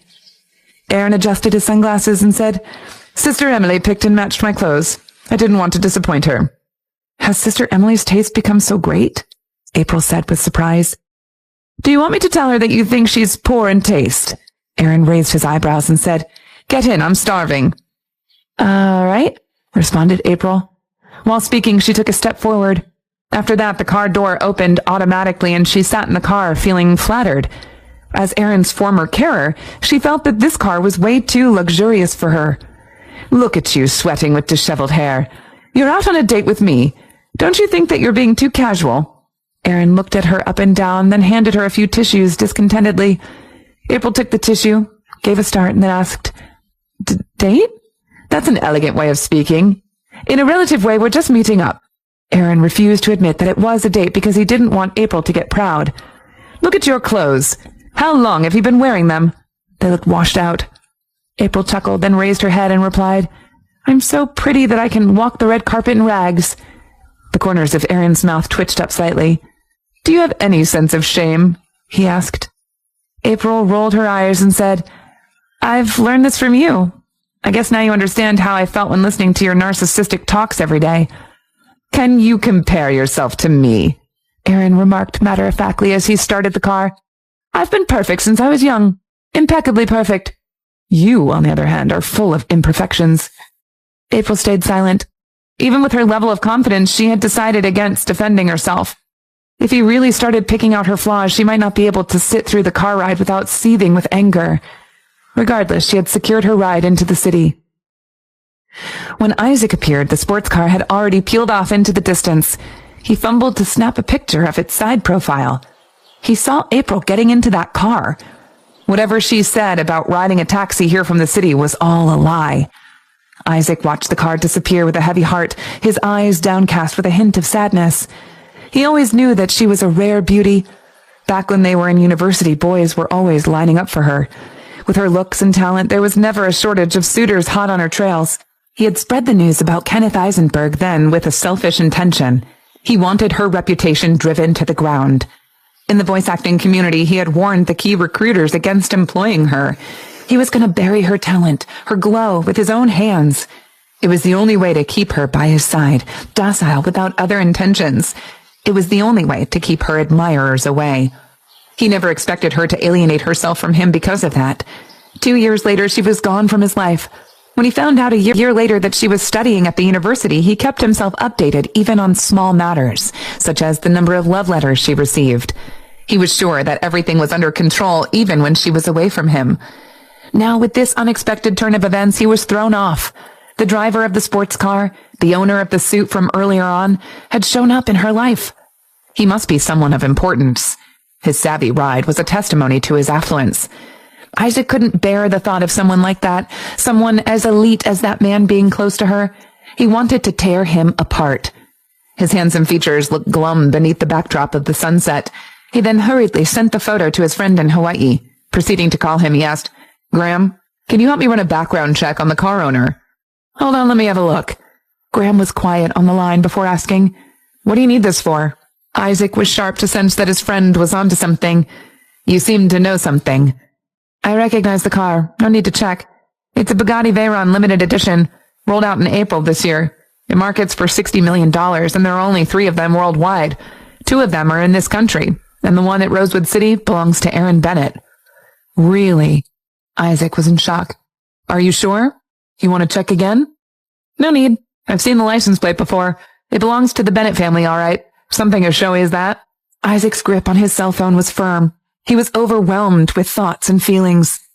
How did April end up having anything to do with that man? Aaron was the epitome of the privileged lot. He could have anything under the sun. He had the kind of heritage that even made Isaac envious. What made him more glaring in the spotlight was the fact that he was highly successful doing business. If he had his eyes set on April... But Aaron never drives the car. His friend, Richard Jones, is the one that takes it for a spin. Graham's words took a sudden turn. "I'm familiar with Richard Jones. In fact, he was the one that I contacted to get you through to Arrington to meet Aaron. I see him driving that car often enough. Aaron gets driven around in his business sedan by his personal chauffeur. He's hardly ever seen next to a sports car." Isaac furrowed his brows. Why did he spend money on a sports car then? Episode 61. I've been keeping a low profile, so I hardly drive this car. His mother gave it to him as a gift. He and Richard are best friends, not to mention cars aren't that big of a deal for them. Isaac's handsome face wore a grim look. He guessed that the one who was driving the car was Richard. Isaac knew Richard as he had dined with him twice. He knew that Richard, too, was very good-looking, not much worse than himself, and he had heard that Richard's family was wealthy as well. He was no better than Richard. All right, I get it. Don't tell Richard about this. Isaac hung up the phone impatiently. Isaac? I saw that. Suddenly someone patted him on the back. He turned back to find Rosaria standing behind him. What do you want now? Isaac asked, his eyes showing coldness. That sports car looks expensive. I didn't think April could hook up with someone like that. Rosaria was scared, but still, she said, but I suppose that man is from a distinguished family. If he finds out about April's family, I guess no one will accept the fact that her father, as a principal, had harassed his student. Everyone knows about that story. I don't think any wealthy family would tolerate that. Isaac paused briefly, then gave her a cold smile and said, You are evil. Your bad ideas are exactly the reason why she lost her patience and left me. I did it for your own good. Back then, April had so many pursuers in Lukesville. If I didn't do that, she would be free to marry a rich guy from her dreams at any time. Rosaria bit her lips, then continued, You saw that limited edition sports car just now. That guy is not any worse than you. Perhaps he's even better than you. A man like that could totally make April a star and give her anything she wanted. He could even free her from you. You've pushed her hard enough. If you don't do anything now, she will throw herself into that man's arms at any moment. Shut up. Isaac gripped her throat and growled, She's mine. She's my fiancé. You framed her father. You sent Kenneth Eisenberg to prison. Rosaria's face purpled as she squeezed a few words out of her mouth. Isaac pushed her away. His red eyes were filled with hate. Rosaria was right. Since the moment Kenneth Eisenberg was put into prison, he and April became enemies. They loved and hated each other. But what could he do? He couldn't bear watching her jump into another man's arms. It was the first time April sat in such a luxurious car, so she couldn't help but look around with curiosity. Mr. Bennett, why are you driving today? Where's Marvin? She asked. And you're driving a sports car. It's the first time I've seen you in a sports car. While driving, Aaron responded blandly, I've been keeping a low profile, so I hardly drive this car. Mr. Bennett, I think you misunderstood the term keep a low profile, she thought. So, why are you driving it now? She asked. Don't misunderstand, I'm not driving it for you. Aaron glanced at her proudly. Once again, April didn't know how to respond. Did I say anything? She didn't understand. The seaside was about 7 miles away from the downtown area of Sea City. When Aaron and April arrived at the city, it was already 7 p.m. April had a long day, and she had been starving since quite a while ago. Mr. Bennett, have you had dinner yet? She asked. No. Let's go have dinner first. I suppose you're hungry already, Aaron responded in a flat tone. April sighed with relief. She felt lucky he didn't put up a fight. After all, she was so hungry. It was already dark. About 10 minutes later, the sports car pulled up before a tastefully decorated noodle restaurant. Aaron opened the car door and said, Get out of the car. We'll eat here. April hurriedly followed him out of the car, asking, Are we going to have noodles? Don't you like noodles? Aaron smiled, brows rising. He carelessly judged with his car key while saying, Don't you remember it? Last time when you left Rosewood City, I told you that I'd take you to the best noodle restaurant in the city. This is it. I can't believe you still remember, Mr. Bennett, said April, her eyes twinkling with gratitude. The subpar noodle bar we went to previously was the only reason why I remembered my promise. It was such a compelling memory, said Aaron, babbling on as he took big strides into the shop. With a short sigh, April followed behind him, blocking out what he had just said. The restaurant was decorated prudently. Out of all the noodle bars she had been to before, their furnishings topped it all. The shop was also spick and span. I thought you said this restaurant had good noodles, Mr. Bennett. How come it's empty? I booked the entire place, Aaron said matter-of-factly. He sat himself down at a table and beckoned for the waiter. 2 bowls of beef noodles, please, with the best beef, of course. Mr. Bennett, did you have to book the entire place just to get some noodles? April asked as she propped herself opposite him, sounding displeased. Aaron crossed his arms in front of him. Of course, he said. There was no way he was going to be complacent on a first date, much less intruded by random strangers. Why? I just have too much money and too little things to spend on. April was speechless. She had no good argument against that. She began to occupy herself with her surroundings, carefully taking in the interior design. Then she spotted a sign that read, Beef noodles, $1,200. She was astonished. These noodles, Aren't they a little expensive? She asked. Expensive? Erin chuckled a little. The beef here is imported straight from Australia and Japan, fresh and purebred. The best part about the dish is the soup, brewed from various parts of the animal for over 12 hours under carefully controlled temperatures. A highly complex and tedious process. Later, the master will knead the noodles into shape and cook it in front of us. The chef here had also gone viral on the internet recently. April batted her eyes. Mr. Bennett, you bought the meal the last time we ate at a noodle bar. You're not expecting me to buy this meal, right? She asked. Of course, you must return the favor. Erin looked at her expectantly. April bit down on her lips and stood up. I can't afford this meal, she announced. Erin's lips curled up into a smile. I'm pulling your leg. Sit down. April breathed a sigh of relief. I'll buy you the same noodles next time when I earn lots of money, she said as she tried to hide her embarrassment. No need. Erin's arms were still crossed in front of him. I never let the lady treat me. He already thought it through. If she liked the place, he would have Marvin buy the restaurant. Then he would franchise it worldwide. He even thought of the name. He would call it April's Beef Noodle Bar. A perfect engagement gift if it all worked well between them. What a perfect idea. He could already picture her surprise. Hopefully she wouldn't be crying tears of delight. Meanwhile, April was thinking of ways to repay his generosity. She thought she would let him pick out any suit he wanted later, even if it meant paying off credit card debts for a long time after. 5 minutes later, the master rolled out a cart equipped with all sorts of tools.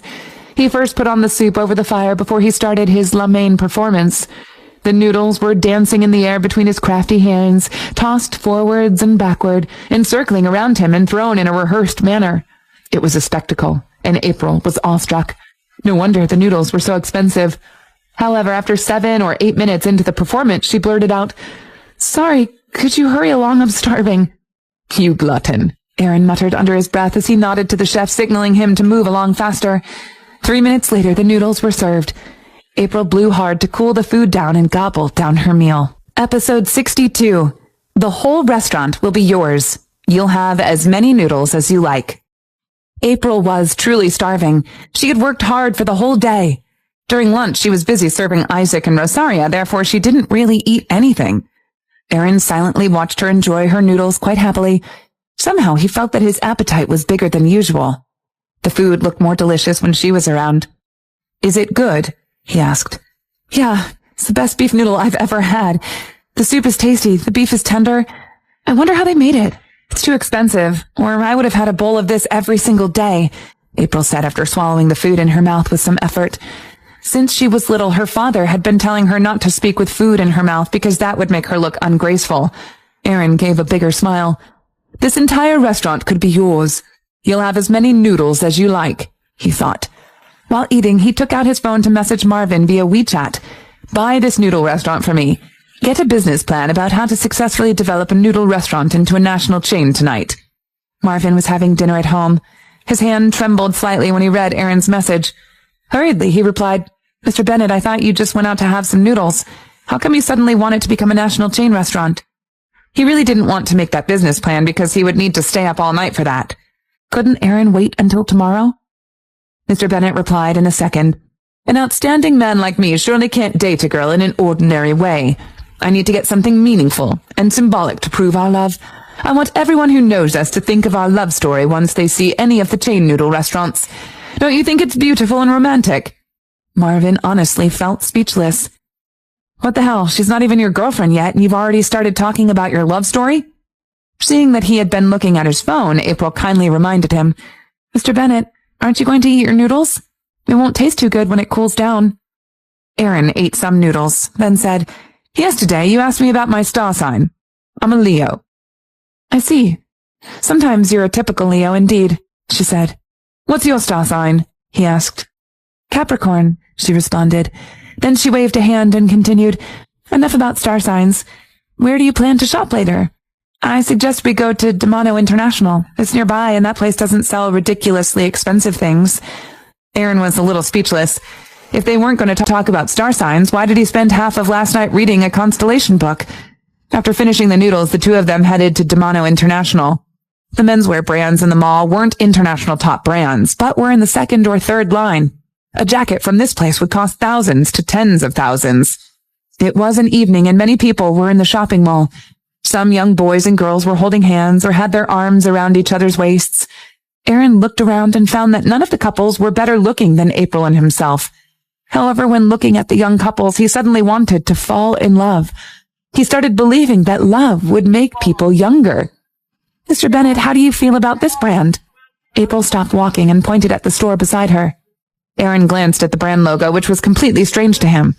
However, the suits worn by the few shop dummies in the window display didn't look bad. He trusted April's taste in menswear. Let's go inside and take a look, he said. Welcome, the shop assistant greeted them. After seeing the incredibly handsome Aaron, her eyes glowed brightly. Are you shopping for this gentleman? If you are, you'll have many choices here.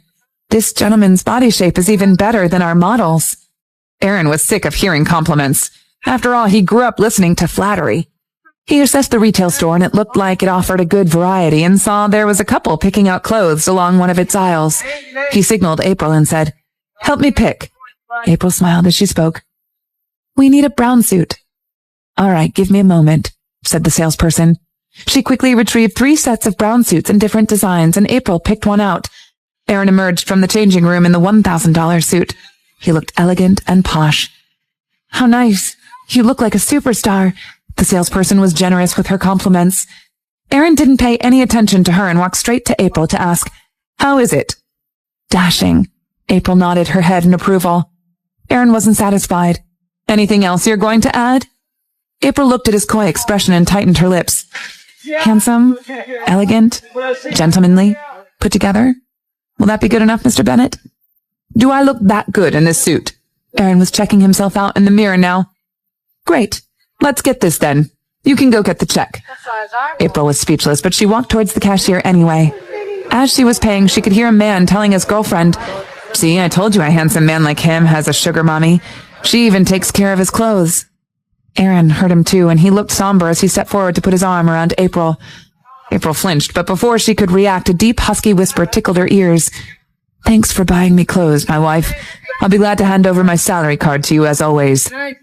"Mr. Bennett?" April was frowning by now, but before she could say anything, a slender finger slid in front of her lips, shushing her. "Come on, you don't have to get emotional. You are my wife and you deserve it. It's my duty anyway. You only need to give me $1,000 for my allowance. It'll be enough to cover for gas money and I won't need to spend on anything else." Aaron's handsome face was plastered with a charming smile and his deep-set gaze could win an Oscar. April didn't know what to say. It was just mindless chatter in her opinion. Did he really have to take it so seriously? She managed to sputter, "You're so good to me, hubby." The word hubby contained a touch of coyness. Aaron took a second to take it in. He loved how she enunciated the word.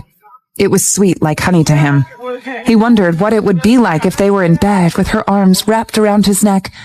He was getting hot just thinking about it. Look at how well her husband treats her. The girlfriend looked on with envy and gripped onto her own husband tightly. He hands over his salary card and asks for an allowance. That's apart from his handsome looks and toned body. Look at you. You can't compare even an inch to him. You have the cheek to say he has a sugar mummy? You should feel ashamed about yourself, you petty, jealous man. Let's go. I'm not in the mood to buy anything for you now. The woman turned on her heels to leave. "Hey, wait for me, honey." The man stared viciously at Aaron before going after his own wife. Episode 63. "Mr. Bennett, can you take your hand away from my shoulder?" Aaron turned his eyes back and said to April, "You see, this kind of situation is exactly the reason why I don't like shopping. Because when a man is perfect on both the inside and outside, the people who are jealous of him always try to bring as much shame on him as possible." April didn't know how to respond. A while later, she sighed lightly and said, "Mr. Bennett, I'm going to pay for the jacket. Can you please take your hand away from my shoulder?" Aaron remained silent while staring at her pretty shoulder in his own hand. A while later, he took his hand away. It was all right. He believed that he'd be able to put his hand back on her shoulder soon enough. After buying the jacket, April looked at the balance on her phone and felt her heart ache. The jacket had cost her $8,800. She hadn't bought expensive clothes like this for a really long time. That evil Isaac. He took everything from me, yet it isn't enough for him. Does he want me to live on steamed bread again? Aaron, who was much taller than April, saw the number showing on her phone screen. He frowned and said, A 22-year-old girl like you should be treated like a princess by your parents. But why did you do the carer's job to make money?" April remained silent for a short while, then raised her head and responded, "Mr. Bennet, can I not answer the question?" "All right, everyone has their secret sorrows." Aaron lowered his head, even though she didn't want to tell him. He guessed that it was either because her family was poor or something else happened. He wouldn't try digging up her past without her permission because that would be an invasion of her privacy. However, he was very confident about his charm. He believed that in the near future she would tell him everything. With his capabilities, he wouldn't let anything upset his girlfriend. With these thoughts, he looked down at his watch and found that it was only 8:30, so he suggested, "Let's go pick a few more suits." "Mr. Bennet, all your other clothes are customized and handmade. I think the clothes here are too cheap for you. They're just not good enough for a man like you." April was grateful that he didn't ask any more questions, but she was exhausted now because she got up early this morning and had worked the whole day. "Occasionally, I think I get closer to ordinary people," he said. "Are you thinking of yourself as a royal?" thought April. However, instead of saying anything, she decided to let him do whatever he wanted. Afterward, Aaron picked 10 suits. As he had bought quite a lot, the shop would pack the suits for him and deliver them to his house. 9:30, Aaron finished shopping and started driving April back to her school with his sports car. The night was chilly. The breeze rolled up the fallen leaves. About 10 minutes later, the wind suddenly turned stronger, and the moon had hidden into the dark clouds. April looked around, then told Aaron, "Mr. Bennet, I think it's going to rain. Can you close the car roof, please?" Aaron's hands, which were holding the steering wheel, paused slightly. He glanced down at the control panel and then said, "I don't think so. The weather forecast didn't say that it was going to rain today. I'll just drive faster." As he pressed harder on the accelerator, the sports car, which was worth tens of millions, zoomed forwards. About 5 minutes later, some raindrops fell on their faces. "The weather forecast isn't always accurate," said April while covering her head with her hand. "Just close the car roof." "All right." Aaron hit the brakes gently and pulled over by the roadside. Staring at the series of buttons on the control panel, he was a little confused. About half a minute later, he pushed a black button and heard a popping noise. Along with that noise, the car shook slightly and the trunk opened. Aaron didn't know what to say. April was a little shocked and she asked, "Why did you open the trunk? You don't know how to close the hood?" Aaron's face froze and color rushed to his cheeks. "This is only my second time driving this car, so I'm not very familiar with its functions." "I think it's safe to say that you are very unfamiliar." April burst into a giggle. He looked kind of cute with his hot, flushed cheeks. It was rare to see him looking flustered. This was the first time getting ridiculed by a woman in his entire 30 years, and it was extremely embarrassing. "Shut up!" This was all Richard's fault for telling him that it was suave for a man to drive a sports car, for telling him that she would fall for him immediately after seeing him in an expensive ride. Who knew he'd have such bad luck driving into a rainy day? Richard, that little bastard. Why didn't he deliver the car with the hood on? He knew how bad he was with the buttons. "All right, I'll shut up, but the rain is getting heavier." April's face was already splattered with droplets.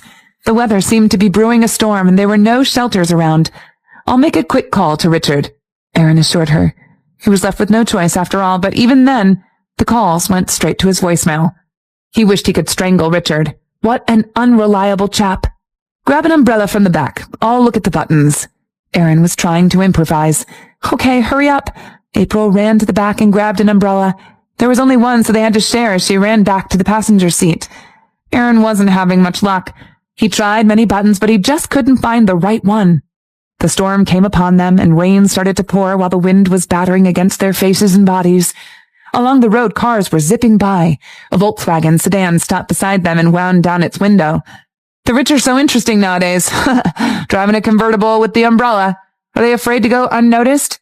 the driver remarked to his passengers. Aaron grimaced in annoyance. "Forget it. The car is flooded with water. Let's wait on the sides for Mr. Jones's phone call," April pleaded. She had already given up hope. Aaron finally looked up at her. By now her hair and clothes were drenched, his brows knitted together before he pulled her out of the car and held the umbrella as they stood shoulder to shoulder by the road. The wind was strong and the rain was unrelenting, but April realized that she couldn't feel the droplets anymore. She looked over and she found that Aaron was mostly shielding her from the rain. His left arm was dripping wet. A flood of warmth rushed to her heart as she pushed the umbrella towards him. "Mr. Bennet, you should cover yourself too." "I've been through worse in the army. This is nothing to me." Aaron replied coolly as he angled the umbrella away from him again. This was all my fault anyway. I really didn't expect Mr. Bennet to be so foreign to the functions of a sports car. You don't drive them often? April was smiling. Personally, I think sports cars are too frivolous. I enjoy SUVs much more. Drove those almost exclusively back when I was in the military, and I never gave up practicing in the States even after serving. Now that I'm back, I'm required to attend business dinners, and alcohol is just part of those events, so I'm mostly driven around by my chauffeur. Today, it's because Richard was returning the car I lent him previously, and that's why I had to drive it back myself, Aaron replied seriously. Episode 64. April heard a buzzing in her head. Why did he suddenly kiss her? Ah, I see, April nodded and said. Both of them suddenly fell into silence. Only the sounds of wind and rain could be heard. April's clothes were wet. It made her feel cold. She rubbed her arms with her hands. Aaron glanced at her, then at his own jacket. It was even wetter than her clothes. He wanted to give her his jacket, but that wouldn't be helpful. If he knew this, he wouldn't have let the store pack all the clothes that he just bought. He should have brought one of the clothes to the car so she could wear it. He pondered for a few seconds, then suddenly grabbed her arm and dragged her to his chest. His movement was very unexpected to April. When she finally realized what had just happened, she was already in his arms and her face pressed against his chest. His warm body made her face blush. She began struggling, saying, "What are you doing? Let go of me." "Don't move. Aren't you cold? I'm warm and I can shelter you from the wind," Aaron said with a strong tone. April couldn't calm down. They had hugged each other a few times before, but those were all accidents. This time things weren't the same. Their clothes were wet and their bodies were sticking close together. The coldness of her body and the warmth of his were like the positive and negative terminals of a battery that produced electric currents running through the both of them. He was a man, while she was a woman, so neither of them could pretend to feel nothing. "Mr. Bennet, I'm not cold," April said as she tried to push him away. "We're not boyfriend and girlfriend. It's inappropriate for us to hug like this." "Do you want to be my girlfriend?" Aaron looked down at her.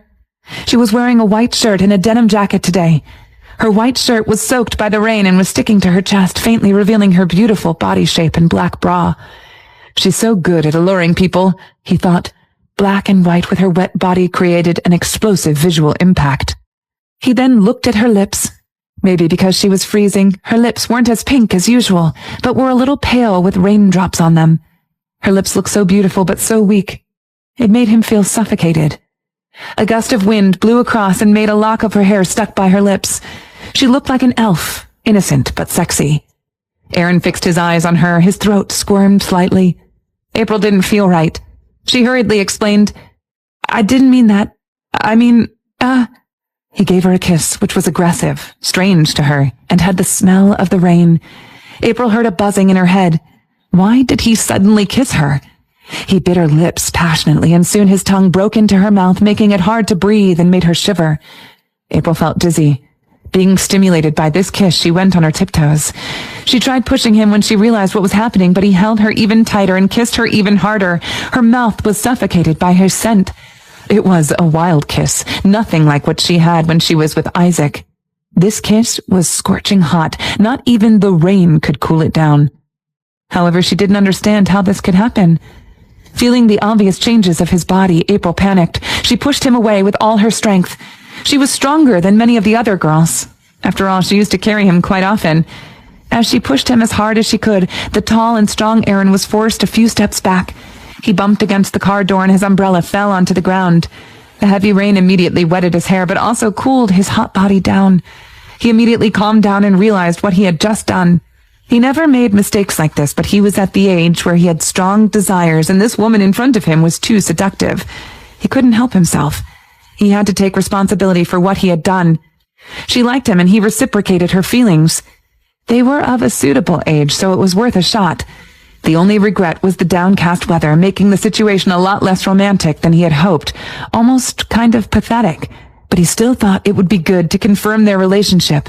Then it would be an unforgettable experience, no doubt. His lips quivered, but April interjected before he could vocalize his thoughts. "This is too much, Mr. Bennet. Who do you take me for?" She was fuming as she busied herself wiping her lips.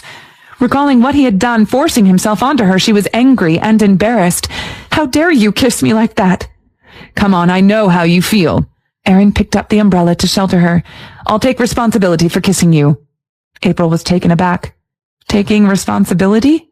Yes, don't you fancy me? Let's date then. Will you be happy with that? Erin's strong sense of self-assurance cracked April up as she broke into a chuckle.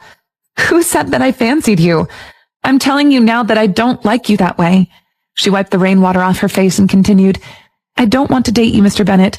I hope you don't get the wrong idea. I already told you that I'll date you. What more do you want? Enough with playing hard to get. Erin was looking very grave. She should be jumping into his embrace by now, coupled with a passionate smooch. Look, I'm not playing hard to get. April thought she had already made things clear enough. She tried to clarify herself again. Mr. Bennett, I admitted to liking you only because you assumed that I wanted some sort of relationship with you. You're my boss, and I'm your subordinate, so I didn't want to make you look bad. I didn't want to stay as a translator because I wanted to further my studies. If I was frank with you then, you would have questioned my age, and hence I chose to admit to having feelings for you. I did what I had to do to avoid complicating matters. You are not my type, and I've never thought of you as anything more. Really, I swear. Erin looked at her in shock, and then he looked doubtful. That's impossible. Stop lying to yourself. April thought the whole situation was ridiculous. Mr. Bennett, you do know that narcissism is an illness, right? Maybe you should get it checked out. I'm not ill. There's nothing not to like about me, I know. Do you find my background too intimidating? Does it cause an inferiority complex, or perhaps a feeling of unworthiness? Erin's face was turning dark with worry. April was frustrated. Mr. Bennett, I know that you are rich and successful, not to mention extremely handsome and kind to me, but it takes feelings to like someone. I just don't see you that way, and I don't harbor any feelings like that for you. If I like someone, I'll court them myself. I won't play hard to get. That's just not my style. Erin had his eyes locked on hers. Her pupils were calm and earnest. She didn't seem to be joking around. She really didn't fancy me that way. Was it all my own delusions? All these days of internal struggle were all for nothing. Erin silently thought to himself. Episode 65. If you say that you really don't like me, I won't offer you another chance. April, I'm giving you one last chance. April turned around with a serious look and said, if you say that you really don't like me, I won't offer you another chance. April sighed with a bitter smile and said, Mr. Bennett, I meant what I said. Boom. Erin threw away the umbrella in his hand and turned to get in the car. After that, he slammed the car door, pressed the accelerator, and drove the car away. Watching that, April blinked guiltily. She began to wonder if her words were too straightforward. She worried that what she said might have hurt his self-esteem, as he was such a proud person. But he kissed her without permission and said that he wanted to be with her because she liked him first. She wasn't happy about that, so she said the words. Now she wished she had said it more euphemistically. After all, he was actually a nice person and had helped her quite a few times. While thinking, she picked up the umbrella. She considered herself lucky because Erin didn't break the umbrella just now. She was in the middle of nowhere and the rain was heavy. No taxi could be seen around the area, so she didn't even know how she would get back to town. At that moment, following an engine sound, Erin's car turned back around and stopped before her. The dripping wet Erin sat in the car and stared at her with an icy cold look while saying, Hurry up and get in. I asked you out, so I'll send you back. April paused slightly. She really didn't expect him to come back because he was too proud. Mr. Bennett, you won't drive me to a further place, will you? She said. What kind of a man do you think I am? I'm telling you, a gentleman would never leave a woman in the middle of the road alone. While speaking, he got out of the car and pushed her into the car. April didn't respond. In fact, she was going to tell him that she didn't want to ride in his car because it was raining cats and dogs, and his car roof was down. If he drove fast, the raindrops would hit her face and cause some serious pain. However, she didn't reject his kindness because she was afraid that if she did, he would be infuriated. Fortunately, Erin's phone rang at that moment. Richard had called him back. Erin, what's going on? Have you been enjoying the date? I think it's raining out there. Cut the crap. Tell me how to close the car roof, said Erin word by word through clenched teeth. You're a jerk. I was embarrassed because you wouldn't answer the phone. If I didn't need you to keep me company in my boring life, I'd send you to Africa, he cursed Richard silently. On the other side of the phone, Richard remained silent for a short time, then burst into laughter. My God, you're not stuck in the rain because you don't know how to close the car roof, are you? I'm laughing my ass off. Okay, we're planning on doing some exploitation in Africa next year. You should go over there to make a market investigation first. All right, I'll tell ya. Richard hurriedly told him which button to press. After closing the car roof, Aaron hung up the phone immediately. Finally, the two people in the car were sheltered from the wind and the rain. April roughly wiped the interior of the car with a towel. Aaron was pulling a long face. He didn't say anything, but turned on the heat and drove faster. April didn't speak either. After wiping the car, she took off her hairband and let her hair down. Then she tilted her head slightly and began wringing her hair. The car stopped at a red light. Aaron silently glanced at April, who was beside him. He saw her snow-white neck and her wet hair sticking to her cheek, making her look enchanting. He tensed a little and he cursed in his mind. Darn it, how do you look so sexy drenched from the rain? Don't most women just look haggard? Originally, he thought that she'd be in his arms by now, but she didn't like him that way. That was such an infuriating thought. He had to force himself not to think about it.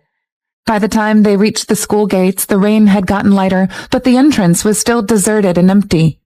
April was going to make a dash for it, but Aaron grabbed her by her arm. Take the umbrella. She was caught off guard and blushed a little at the physical contact.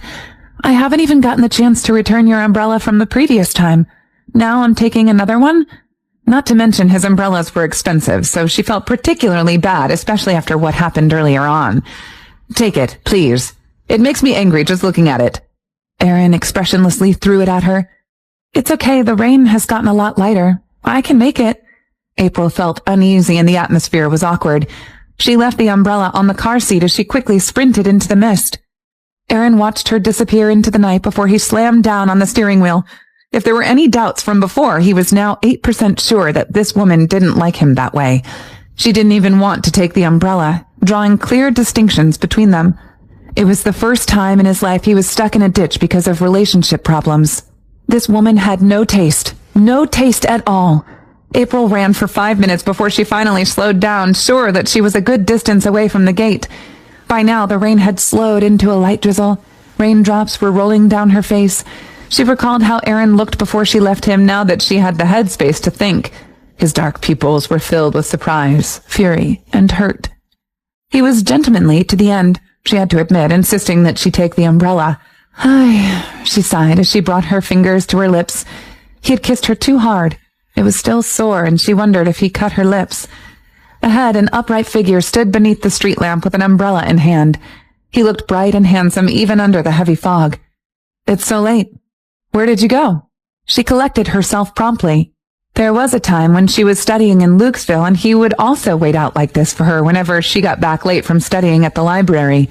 The two of them walked past one light and another, hand in hand, desperate for time to freeze then and there.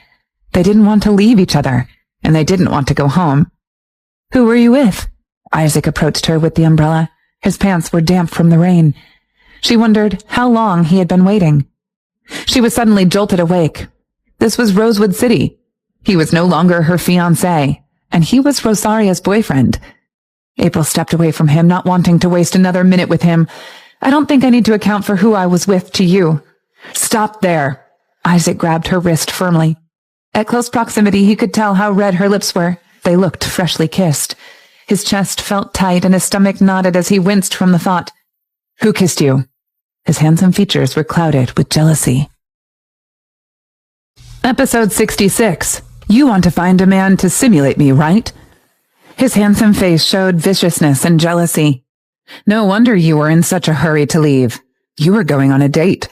Isaac dragged her over and rubbed her lips with his fingers. What, you saw me with Rosaria, so you're jealous? You want to find a man to simulate me, right? Psycho! April trembled because of anger. She didn't understand why she kept dealing with men who believed so much in their own imaginations. Aaron, she could understand, but why the hell would Isaac think that way? She had nothing to do with him anymore. Let go of me, Isaac. Are you insane? You dumped me. I can be with anyone I want, and it's none of your business. She angrily tried to push him away, but failed, so she bit the back of his hand and didn't loosen her teeth until he started bleeding. Who said I dumped you? Isaac looked at the wound on the back of his hand, feeling all of his internal organs ache. She really didn't show any mercy when biting him. I don't think our engagement has ever been broken. April laughed. You're sleeping with Rosaria. You're doing whatever you can to help her build her career. Didn't you dump me?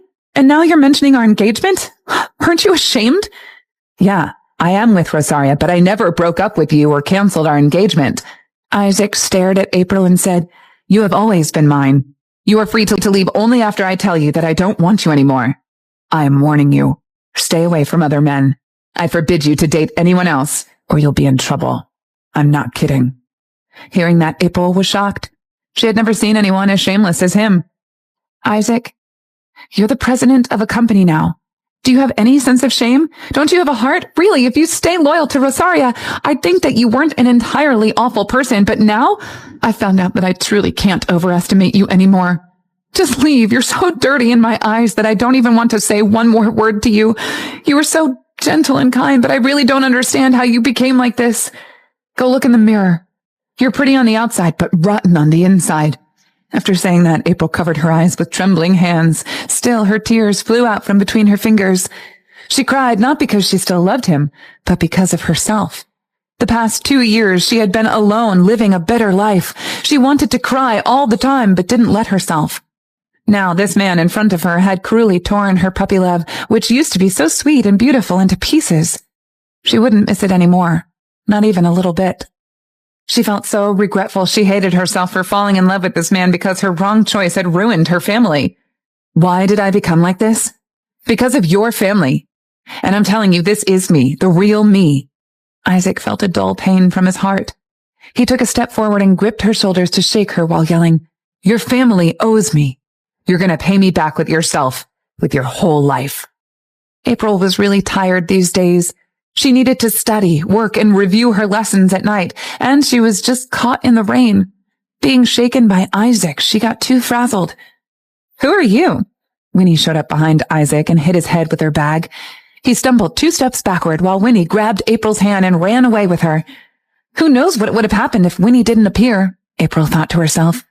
Count yourself lucky for bumping into me like that. I just got off from work, Winnie said. Judging by his attire, he must be someone of importance. How did you get yourself involved with him? He's my ex-boyfriend, April replied with a grimace. We broke up a long time ago, and he is currently seeing someone else. He just appeared out of nowhere today. I have no intentions of seeing him again. Winnie frowned. He looks a little crazy to me. He's a scumbag you were dating? Hang on, I thought you went to buy clothes for Mr. Bennett today. Why are you drenched like a sad puppy? Didn't he offer you an umbrella? Don't talk about it, April said and looked away. It's a dreadful day. He mistook my compassion for romantic affection and kissed me on the lips. I refused him and it felt too awkward to accept his umbrella. We shouldn't be keeping in touch anymore. My God, what a night. Winnie couldn't help but add on. He's quite a gentleman, isn't he? Maybe you shouldn't have rejected him so hastily. You could have given it a shot. Seriously, dating someone like him would surely catapult your career to greater heights. You're still looking for a voice acting studio to work at, aren't you? I don't want to mix my personal relationships with work. After all, I'm dating with marriage in mind, so I'm looking for someone to spend the rest of my life with. Even if I gave him a shot, there's no way we will end well because we come from different worlds, April said, shaking her head knowingly. Her father was a criminal who committed a felony, while Aaron was part of an influential family of politicians and military men. She wasn't the kind of connection that they would want to make, and it would only damage their reputation if she became part of the equation. Winnie was quiet too. She heard about Aaron's background from Marianne. It would be a hefty burden to date someone like him. Aaron rammed his foot hard against the accelerator. When he arrived at the villa, he got out of the car, slammed the door, and angrily marched in. Hey, how'd your date go? Are you kidding me? Why are you soaked? Richard asked as Aaron barged through the doors. He was playing with his phone when he heard Aaron enter and couldn't contain his laughter. Aaron quickly shut him up with an icy glare. Richard stammered, didn't you tell me you were going on a date with your girlfriend-to-be this afternoon? I was so happy for you, and I came over as soon as I could to congratulate you. I've been waiting for 3 hours. Aaron didn't break his glare, and he resented Richard for not picking up his phone, which caused April and him to be under the mercy of the terrible storm. If only he picked up the call, then Aaron wouldn't have ended up sharing an umbrella with April, then kissing her uncontrollably and making a mess of everything. This is all Richard's fault, Aaron thought to himself. He was puffing in anger as he stomped upstairs. Richard followed behind him anxiously, only to have the bedroom door slammed in his face, followed by a click of the lock. Aaron was furious and uneasy. After undressing, he walked into the bathroom to stand in front of the mirror. Looking at his own reflection, he admired his bronzed skin, defined abs, and sculpted physique. No matter how busy his schedule was, he never compromised on fitness. His face was also well-proportioned, with a masculine jaw and healthy-looking hair. He was flawless. How could she not fancy someone as perfect as he was? He was perfect, even when drenched from the head to toe. Episode 67. You can't want to be with her only because she's able to make your body react. Aaron just couldn't understand. He took a quick shower, then wrapped himself with a bathrobe and walked out of the bathroom. "Hey, where's your girlfriend?" Richard hadn't left.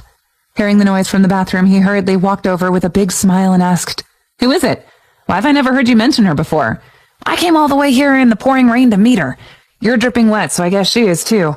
You should take the opportunity to bring her back here. When she changes her clothes, you two would be like a blazing fire and dry wood.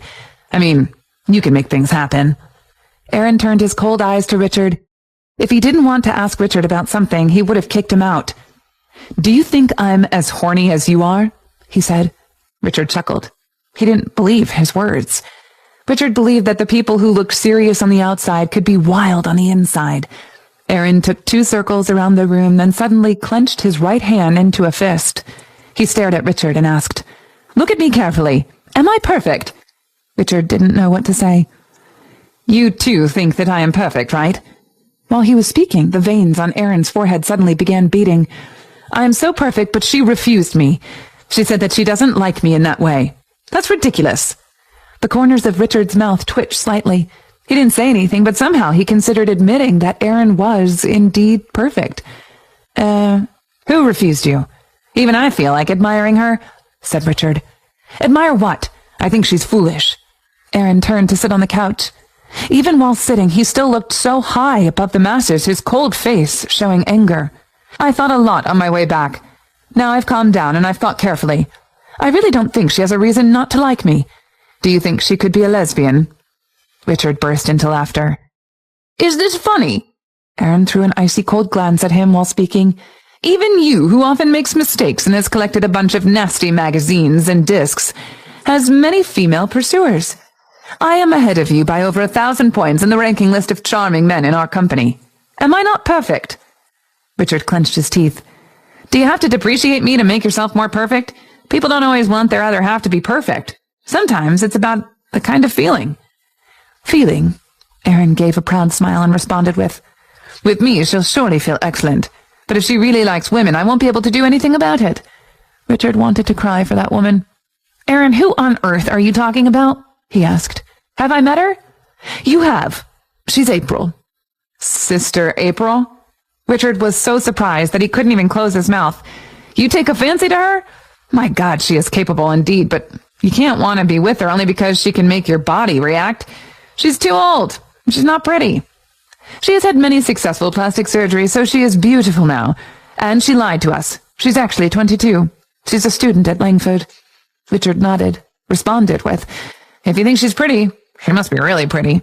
I truly want to see her. Can you take me to see her?" "No." Aaron coldly turned his face away. "It's nothing but pursuing a girl.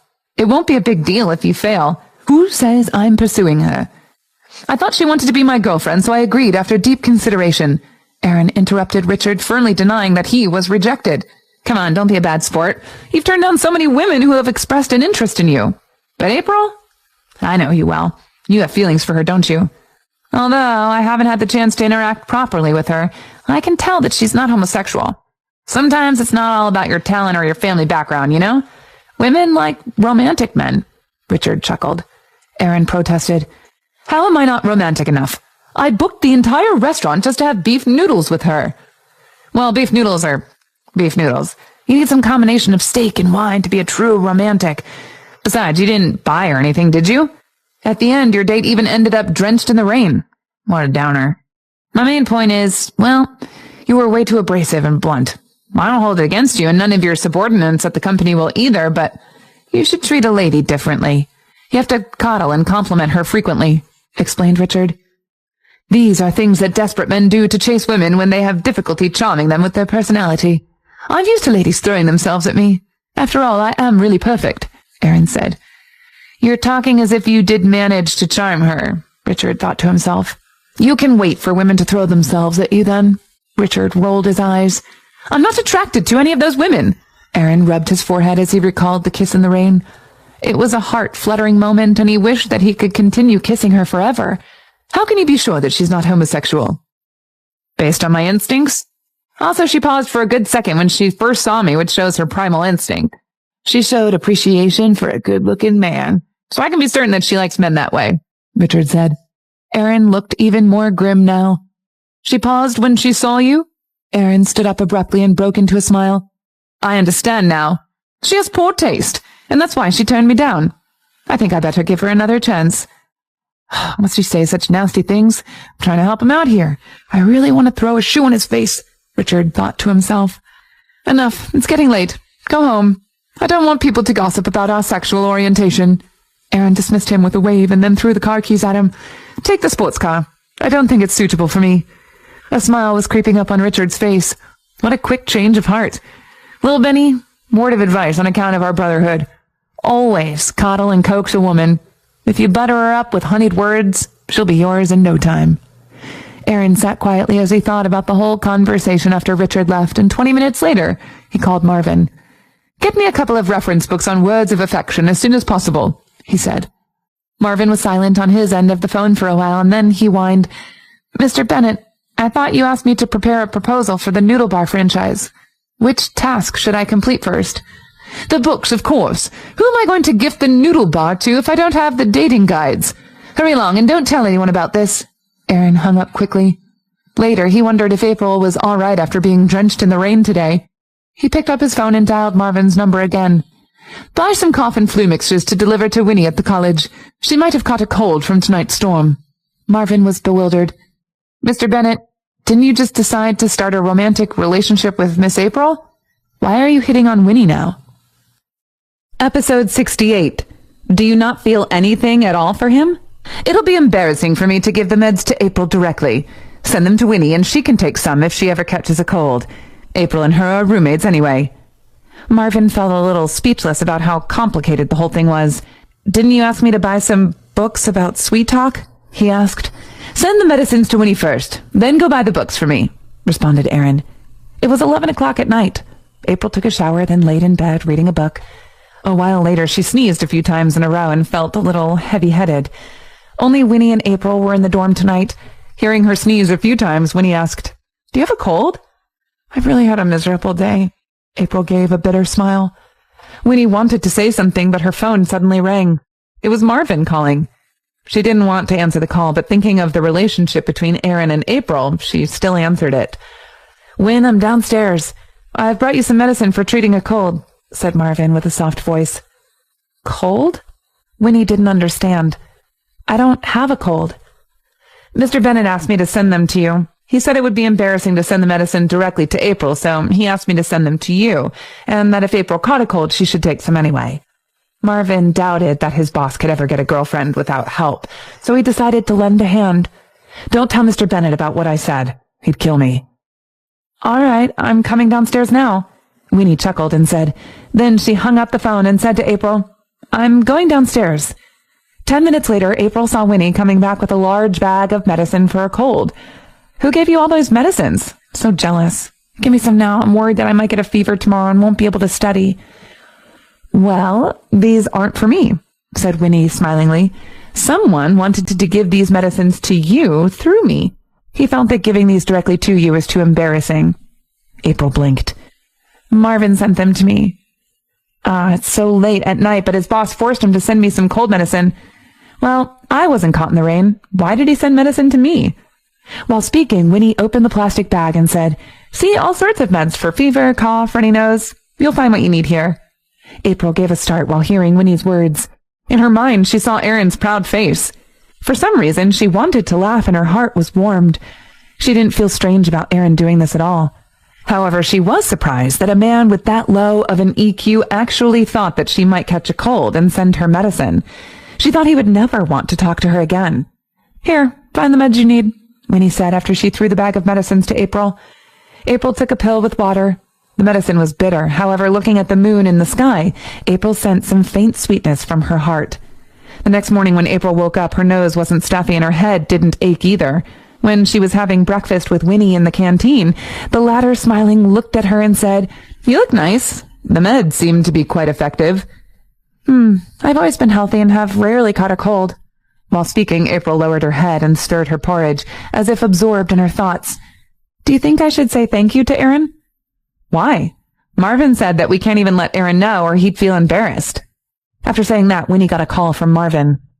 "Win, did you take the medicine last night?" Marvin asked that question, then coughed loudly. Winnie felt strange, but soon figured it out. "I didn't," she responded, "but April caught a cold, so I gave the meds to her. The meds are good. Her cold is gone." Just checking to be sure. You can go ahead with your work." Winnie was amused after she hung up.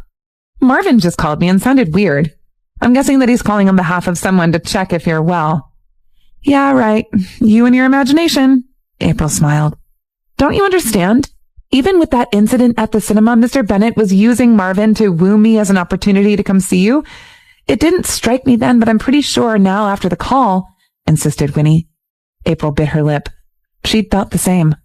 Winnie continued, "I have a good impression of him, that man. You've made quite a dent in his ego, but he still insisted on sending you home, and now he's sending flu medications and checking up on you. He was such a gentleman at that time at the premiere, too. If you end up with him, he'll surely protect you. Do you not feel anything at all for him?"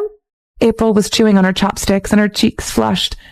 While the answer would be no, there was something, but she couldn't ascertain what kind of feeling it was. When she dated Isaac, he was gentle and romantic and answered to her every need. Being with Aaron, however, she was often the subject of his blunt banter. Sometimes she was amused, but other times his words stung. She did find his straightforward ways an endearing trait. After all, Isaac ended up betraying her. Aaron wasn't someone who would conceal his true self in front of her, and he wasn't a hypocrite.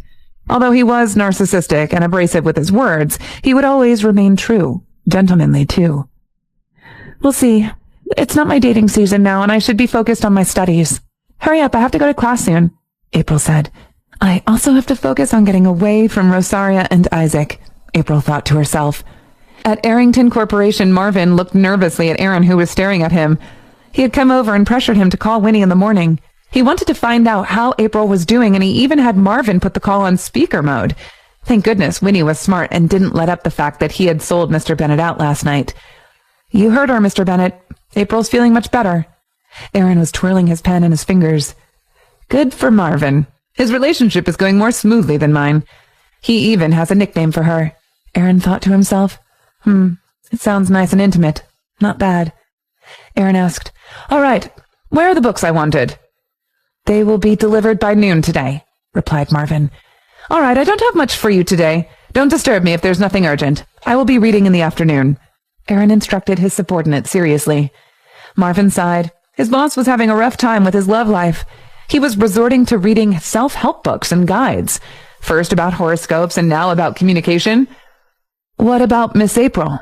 Marvin tried to inquire. Aaron said, "I heard she's running errands for a production team by the beach. Maybe you can go investigate that.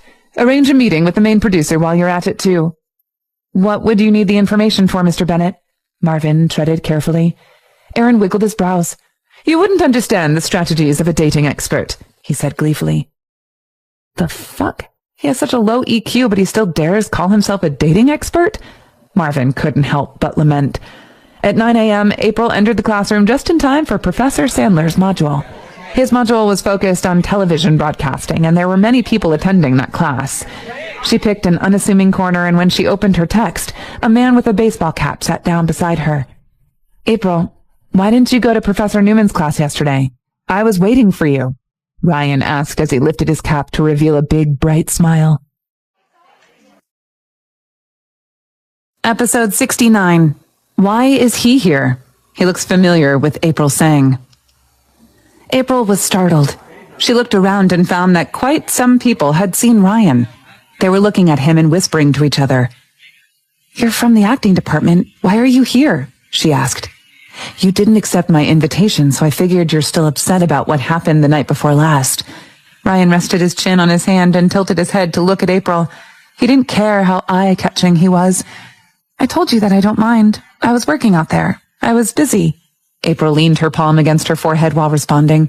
Just go back to your classroom. I don't get to come to the broadcasting department a lot. I want to know what you've been learning, said Ryan while looking at Professor Sandler, who was walking in. Professor Sandler was famously strict, so April had no choice but to stop talking. All right, quiet. Professor Sandler raised a hand and said, Christmas is only a month away.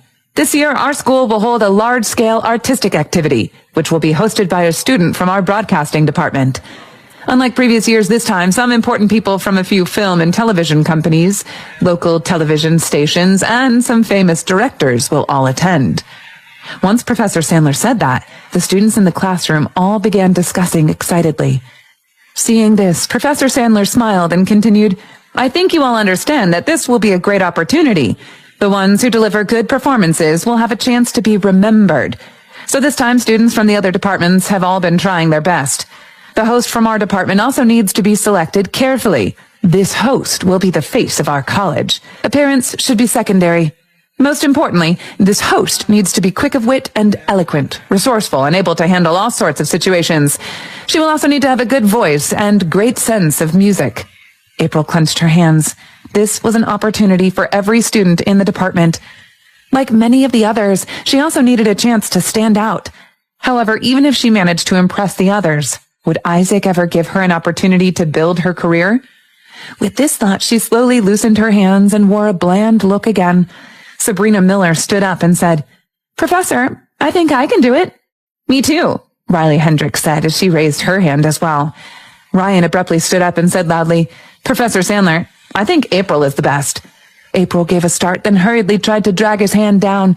Ryan ignored her and continued, I heard that April's grade is ranked first in your department.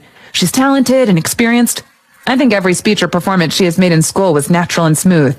Not only that, she has a stunning appearance. She's known as the prettiest girl in your department, and her voice is incredibly beautiful. She can definitely attract an audience. April paused briefly. She had seen Ryan only a few times in the recent few months, but the speech she made happened in the last semester. She didn't think he would know about it. It's Ryan, my God, why is he here? He looks rather familiar with April. Are they a couple? Many girls in the classroom showed jealousy in their eyes. Yeah, Professor, I agree. Soon, some male students stood up to speak for April. We've heard April sing on KTV. She's no worse than those singers. It's true, April's so pretty. Even if she's talking nonsense, I'd still like to watch her. More and more male students agreed with Ryan. Hearing them, some girls became unhappy. I don't agree, Riley said angrily.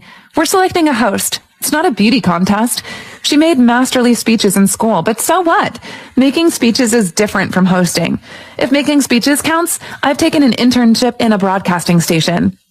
But the broadcasting station didn't make you a host. Besides, do any of you have better grades than April does? All right, enough with the squabble. Professor Sandler gestured for everyone's silence before things escalated further. I thought April would be a suitable candidate too. Her good grades, consistency in her academic performance is also laudable, and her adaptability is a good trait. Many of the professors have spoken kindly about her, and those who have objections can go and reflect on yourself. There's a reason why she is the top student in every module: broadcasting, performing arts, and voice acting. Most of you can't even beat her at the foundational class. The room was quiet after Professor Sandler said his piece. April, are you able to take on this challenge? Professor Sandler directed the question at her with seriousness. If you don't succeed, you may become known as a joke amongst faculty. I can do it, April announced calmly. Although Isaac was still trying his best to hinder her paths, she couldn't bear to let this great opportunity slip by. He couldn't possibly take everything away from her, could he? Since we have a suitable candidate, let's start lesson, shall we? Professor Sandler looked satisfied as he opened his own text. After class, Ryan was quickly surrounded by a group of girls. April glanced at him briefly before walking out of the classroom. April, wait up! Hey, that wasn't very nice of you to leave me behind after I came all the way here for you, Ryan exclaimed after squeezing past the group of girls. Why are you following me around? You're a campus superstar and your fans are going to hate my guts. April sighed deeply. She wanted to live her life drama-free. And all those words you said to Professor Sandler earlier on, don't act as if you know me very well. Who doesn't know your name in the broadcast faculty? Although you try to lay low, you still have a high profile. Did you know you are practically a campus goddess for many of the boys here? Ryan said in a lighthearted manner. Yeah, I never suspected anything before, but tell me honestly, you must have met more beautiful women in the entertainment industry. I doubt my looks are outstanding enough to captivate you in a matter of a few classes, said April, looking at him with suspicion. Ryan looked at her through his grinning eyes before breaking the silence. You are pretty sharp, April Eisenberg. April's shoulders were shaking. She thought only Isaac knew about her identity. But who else knew? She was inspecting this man in front of her with extreme caution now. Please, don't misunderstand. I don't have bad intentions. Ryan raised his hands as a gesture of goodwill. I've met you before, but perhaps you don't remember. Do you remember dubbing an American animated film called Bobby the Robber? I was only 15 years old then, and I was part of the production. My parents got me a role as the little boy in the film, and it was the first time I did voice acting. I thought that I was doing well until I met you.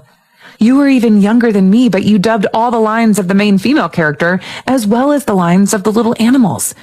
You did such a perfect job, I was so impressed. When I met you again at Professor Newman's class, I recognized you immediately. April was astonished. She vaguely recalled the film. She was 13 years old then, and everyone dubbed their lines together at the recording studios. She had a good memory and found it strange that she had no recollection of this boy at all. Indy, Isaac, why do I like you so much? Back then I was short and my face was covered in pimples. Not like now. Ryan shrugged smilingly while continuing. I know that something happened in your family, but what your father did has nothing to do with your talent that I've seen. Sadly, soon afterward, you disappeared. When I saw you again, I found that you've changed your family name. That's a good thing, actually. You can come back to the dubbing circle with a different name and just let bygones be bygones. I really want to help you to return to that circle, and I sincerely want to be your friend. His eyes were clear, and he seemed to mean what he had said. April paused for a little while. She guessed that Ryan didn't know that she was banned by Isaac. After all, he was just an actor and may not know so much about the things behind the screen. But still, she was gratified because he didn't try to hit her when she was down like most of the people she knew had done. I get it. Let me buy you lunch, said April. She felt relieved. No, I'm buying you lunch. Like I've said, it'll be my apology. Ryan's eyes glowed. After saying that, he walked out along with April with a bright smile. After lunch, April headed back to the dorm for a nap. On her way, she got a call from Rosaria. April, you don't want to work here anymore because you've hooked up with the guy with a sports card, do you? In this case, don't blame me for letting Supervisor Sullivan's online series get banned, said Rosaria. Supervisor Sullivan's online series is supposed to air next month, but I haven't heard anything about it even though this month is ending. Who knows how long you're going to make us wait, said April blandly. Since I feel hopeless, I can't possibly waste all my time on you and let you make fun of me. Besides, I don't think I should ruin my own reputation because of Supervisor Sullivan's online series by serving the same man with you, do I? I'm not a goddess who can help all the people in distress. What do you mean? Rosaria said, sounding nervous. Ask Isaac. I broke up with him long ago. He's with you now, but still he came to harass me. I feel disgusted. Finished, April hung up the phone. On the other side of the phone, Rosaria uneasily looked at the man beside her and said, Isaac, you heard her. Isaac remained silent but turned around to look outside through the French window. I feel disgusted. This short sentence echoed in his mind. He looked at his own reflection in the window, recalling all the sweet words April used to say when putting her arms around his neck. Isaac, why are you so handsome? Isaac, why do I like you so much? Isaac, I want to be your wife. Would you marry me? Now he felt that his heart was empty and was aching. The old days were beautiful, yet he could never go back. April had stopped working for Rosaria. She wasn't sure about whether Rosaria and Isaac would go to Supervisor Sullivan and his team. Earlier, she served the two every single day, but Supervisor Sullivan's online series never made progress. She guessed that the two might be fooling around, so she decided to let them know that they couldn't always threaten her. Most importantly, she felt that being with Isaac was a very dangerous man, so she needed to try staying away from him. Recently, Marianne was busy preparing her new album. Annie was back home for the weekend, and Winnie was busy too. Therefore, April was alone in the dorm. At dusk, April went back to the dorm from the library. While she was taking a shower, she heard some noises from the outside. Winnie, are you back? No one responded. April had a bad feeling. She quickly put on her clothes and walked out, but no one was in the dorm. There was no reply, and she felt an uneasy feeling deep down in her stomach. She dressed herself quickly and went outside, but there was no one there. April thought she might have misheard something and left it at that. She dried her hair and then laid in bed to read. At around 10 p.m., when she was about to go to sleep, a series of footsteps could be heard, followed by rattling knocks on her door. She got out of bed and opened the door. She was greeted by a group of girls. Standing in front was Riley and Harry from her department. The dormitory housekeeper, Ida, was there too, along with 2 police officers in uniform. "Police officer, it's her. I saw her leaving Riley's room in the evening. She must have been the one who stole the money." Harry pointed accusingly. April looked grim. "What money?" Ida looked upset. "Riley lost $5,000 from her wallet and someone saw you leaving her room in the evening suspiciously. It was Riley's class fees for her training course and she called the police afterwards." "I didn't enter her room in the evening." April was shocked at the outrageous accusation, and then she recalled the noise she heard earlier when she was showering. She knew something was up and hurriedly explained, "I came back to the room straight after class and I had a shower." "Do you have an alibi?" the police officer asked. April frowned. It was a Saturday and there weren't many people around in the dormitory. She bumped into a couple of people on the way up, but no one she knew, and her roommate wasn't around too, so she had no concrete alibi. "I guess you don't." The police officer pushed her aside. "I'm sorry, I'm going to have to search the room." "Which bed is yours?" "The one in the center," someone pointed out quickly. "Do you have a search warrant? You can't just go ahead without an official search warrant." April blocked the officer. "Out of my way." The 2 officers shoved her aside roughly and began flipping her bed upside down and rummaging through her drawers. After 3 minutes, they found a thick stack of cash in her school bag. It was $5,000 neat. "Are you still going to deny thievery? You're just a petty thief with a pretty face," the officer said harshly. "Take her away." "I didn't do it. You 2 framed me. I heard someone entering my room when I was showering in the evening." April had pieced things together and was glaring at Harry and Riley. "Are you guys jealous that I got the opportunity to host the Christmas event? You think you'll stand a chance once I'm out of the picture, don't you?" The crowd that gathered outside her room started whispering about Riley and Harry. "Don't spew nonsense. We respect Professor Sandler's decision. It's true that you have better grades than all of us. You stole my money because you're broke, and we all know that. You always order the cheapest set lunch at the canteen, and you only have plain buns in the morning. You could have told us about your financial difficulties, April. We would have gladly lent money to you. You didn't have to do such a thing." Riley spoke with empathy. April was furious. No wonder they were in the performing arts faculty. "Cut the crap and follow us to the police station." The officer pushed her along. At this point, she knew that there was no point trying to defend herself. The cards were lined up against her. They must have plotted the scheme carefully. Word would get out, and then her reputation would be on the line. At worst, she could be expelled. Even if she kept her place at the university, she would have to give up the MC gig to someone else. The more she thought about the repercussions, the grimmer she got. She racked her brains for a way to clear her name. Everything happened so quickly that she didn't even get a chance to investigate and collect evidence. Episode 71. April, you've been lying to me the whole time. On the way, April called Professor Connor. She wouldn't have bothered him if she had a choice. After all, he had helped her so much. After hearing her words, Professor Connor said in both surprise and anger, "The students will really do anything to get what they want these days. April, you've been excellent. Not to mention the students in your department, even some girls from other departments are jealous of you. But what happened today happened in the girls' dormitory, and all your roommates weren't there. It's going to be a little difficult to prove that you're innocent." Hearing Professor Connor's words, April's heart sank. If she couldn't prove her innocence, she would be despised by the others when she got back to school. Perhaps she wouldn't even have a chance to start a career. "Just calm down. I'll come over and talk to someone to get you out of the police station first. Then we'll try to figure out a solution." Professor Connor comforted April. "Thank you," said April with a low voice. At 11:30 at night, April walked into the college area's police station. A few policemen who were having their supper around their desks raised their heads and looked at her. "Eh? No beautiful ladies have come to our station for a long time. Was she caught in an anti-vice operation?" one of them asked. April's face blushed in anger. "No, theft." The policeman who brought April here snorted and said, "She's from the Langford College of Communication. She's pretty indeed, but she steals things." "I've told you that I didn't do it." April bit her lips and said, "Our school is holding an artistic activity soon. Many directors and people from film and television companies will attend. I'll be the host of the activity. Many people from our department wanted to be the host. They wanted to kick me away. That's why they framed me." Two policemen glanced at each other. Then one of them said, "Lady, it's useless for you to tell us those things. You've got to have evidence. Without evidence, nothing can help you. Come over and sit here. Show us your ID. For theft of public or private property, the larcenous amount from $1,000 to $3,000. You shall be sentenced to a fixed term imprisonment of not more than 3 years, criminal detention or public surveillance, and you shall be fined additionally or exclusively.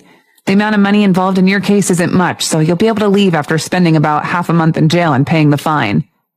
April helplessly handed her ID card to the policeman. As the policeman was recording April's information, a good-looking policewoman came upstairs saying, "It's Captain Lance here. My boss sent me to shift the case of the burned TV to you." "Miss Bennett, you're here." The few policemen hurriedly stood up, scrambling to take over the files. "Miss Bennett? Call me Officer Bennett." Before coming closer to April, the policewoman slapped the few policemen and made them howl. April turned to look at her. After seeing her face clearly, she gave a start and called her name. "Sylvia?"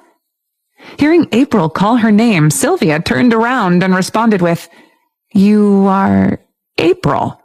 "Yeah." April smiled and nodded. "Do you remember me?" "My God, April, my dear elder sister, why are you so young and pretty now? Did you do plastic surgeries? You've changed thoroughly." Sylvia was so surprised that she could barely close her mouth. April felt a little speechless, feeling that Sylvia and her brother Aaron were really alike sometimes. "That's a long story," she said. "Officer Bennett, she's a student and she's younger than you. Why are you calling her elder sister?" "No way." Once after saying that, Sylvia began doubting herself. "Look at her ID." Sylvia glanced at April's ID, then after a while, she complained, "So you're 2 years younger than me. April, you've lied to me the whole time. I've seen you as my elder sister." "Why are you in the police station?" "I'm involved in a case of theft," April said as she recounted the incident to Sylvia. After hearing her story, Sylvia looked at the officer who brought April in with fury. "Grismond, are you tired of living? Do you have any idea who she is? She's my friend. How could you think she was a thief? She didn't steal a thing when she lived with my brother at the villa. But you think she'd be tempted by some petty cash?" "Lived with your brother?" The police officers drew in sharp breaths. They all knew who Sylvia's brother was. If this young lady stayed with him before, she must have a deep relationship with Aaron. Everyone was looking at April differently now. April's face was dark with worry. "It's not what you guys think. Mr. Bennett and I know. You must have been framed." Grismond interrupted her. "How could you be a thief if you're Miss Bennett and Mr. Bennett's friend?" Before April could clarify it herself, Sylvia interjected. "Exactly. We've all been to university before, and we know how important your reputation is as a student. You must investigate this case properly and give April her due justice. And April, my brother would be so thrilled to know that you're still in Rosewood City. He didn't tell me explicitly, but I can tell he had a difficult time getting used to things after you left. I'll call him right away." She turned and dialed her brother's number. "Why are you calling me so late in the night? Don't tell me you're in trouble again." The voice on the other end was groggy and croaky. He must have just woken up. "You're already asleep at 11 p.m.? You're practically an old man already," Sylvia teased him mischievously. "What do you want? I'm going to hang up." Aaron was annoyed. He hated being labeled as a lonely single man. "Hey, please don't. Guess who I met at the police station near Langford?" "It's April. God, you don't know how beautiful she looks now. And she told me she's only 22 years old." "What are you guys doing at the police station?" cried Aaron. Sylvia ignored him and continued, "Someone accused April of stealing. I dropped by the station by coincidence. Anyways, the main point is that she's very beautiful now. I'm coming over right now. If April asks, tell her I'm coming to pick you up. Why don't you ask me to pick you up over the phone now for good measure?" Aaron was already getting dressed. Sylvia was confused, but she quickly made sense of the situation. Glancing at April, she coyly asked, "Brother, will you please come and pick me up? I didn't drive to work today, and it'll be so dangerous for a pretty girl like me to be wandering the streets." April had shivers down her spine listening to Bennett. She was a police officer, wasn't she? If it wasn't safe for her to walk the streets at night, April wondered who would be. "April, my brother's coming to pick us up." She grabbed April's arms cheerily after hanging up.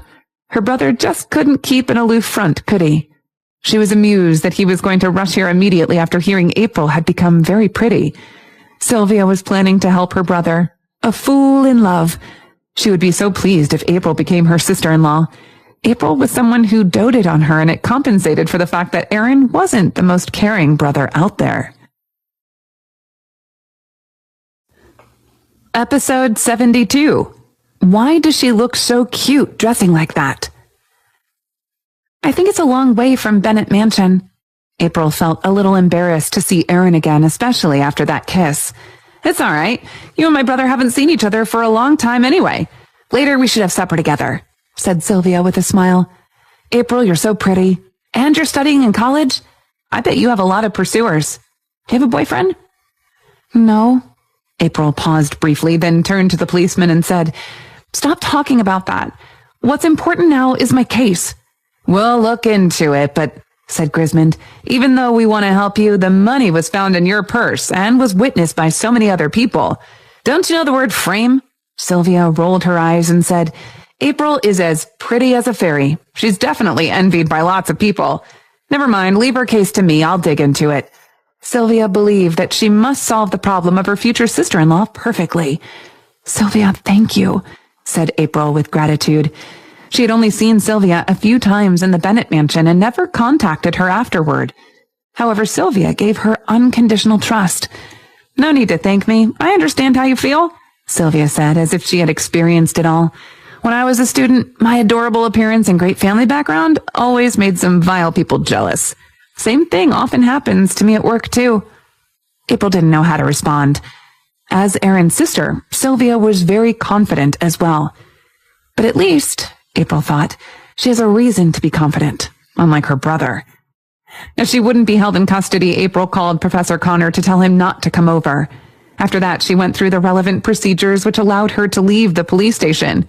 About 10 minutes later, Sylvia got a call from Aaron and was told that the latter had arrived. April and Sylvia went downstairs and saw the Maybach parked before the police station. Aaron drove the car himself. The car window was open. Hearing the sounds of footsteps, he slowly raised his eyes and saw April behind Sylvia. Her hair was a little messy, hanging loosely over her shoulders. She was wearing a cotton pink pajama set and a pair of pink panda slippers. Under the moonlight, her snow-white skin seemed to be as smooth as the surface of a pearl. Aaron rubbed his forehead. I can't stand it.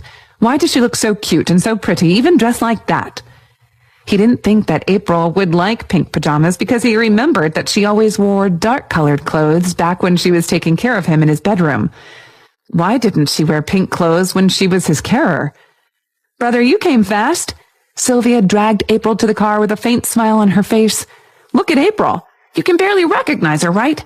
Isn't she pretty? I nearly failed to recognize her. Brother, why did you bring Richard out so late at night? Asked Sylvia.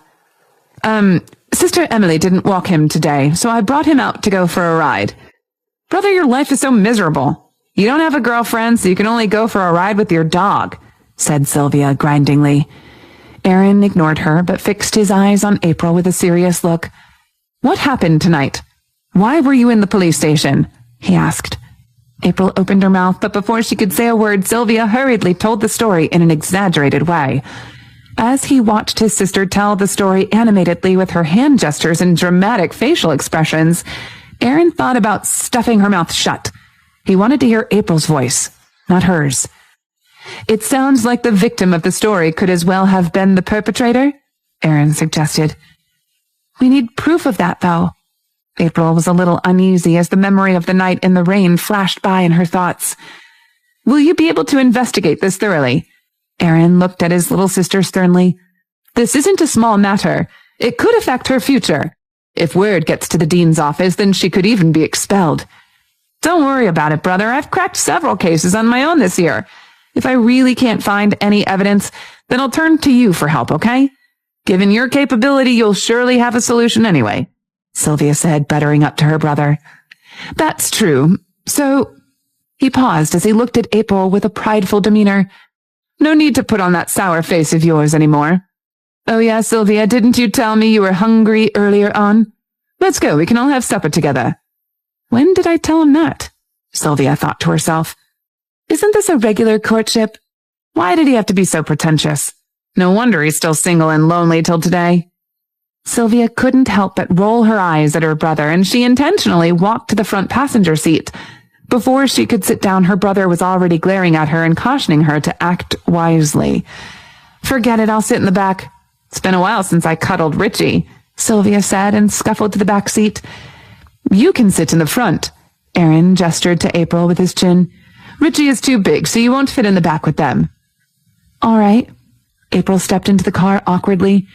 Looking at the two of them from the back, it suddenly occurred to Sylvia that her brother had an ulterior motive behind bringing the dog out. What a sneaky man. He didn't want April to squeeze behind. As the sedan moved off, April started staring out of the window. Parked on the side of the road was a small white SUV, and it looked familiar. "Isn't that your car, Sylvia? Didn't you say that you didn't drive today?" April remembered Sylvia driving that same car at the Bennett mansion. "You must have remembered wrongly. There's so many people driving the same model as me," Sylvia denied quickly. "But even the car plate number is the same one." Sylvia was flustered. She didn't think her lies would be exposed so quickly. "Really? I guess I did drive my car out today then. Look at my poor memory. Can't even remember driving. I must have been really exhausted from overtime work. Look, I'm acting delirious." Aaron knew his sister had messed up, so he added on hastily, "So if you did drive to work today, then why did you make me come all the way here?" April was quiet. They were putting on quite a show. "Forget it. There's no need to flesh things out. After all, Sylvia had just helped me today," April thought to herself. "Brother, turn left ahead. I know a lot of supper places around here with decent food." Sylvia was slapping the driver's seat from the back. "Are you talking about the Riverside area?" April asked. "You've been there before." "The view there at night is impressive, too," Sylvia continued. "I'm sure my brother has never been there before, though. He only goes to fancy places. If the decor didn't cost them hundreds of thousands, then he won't even step into the restaurant." April was a little stunned, and she recalled the noodle bar Aaron brought for her. She looked over at him. The streetlights flashing by were casting mesmerizing shadows on his face.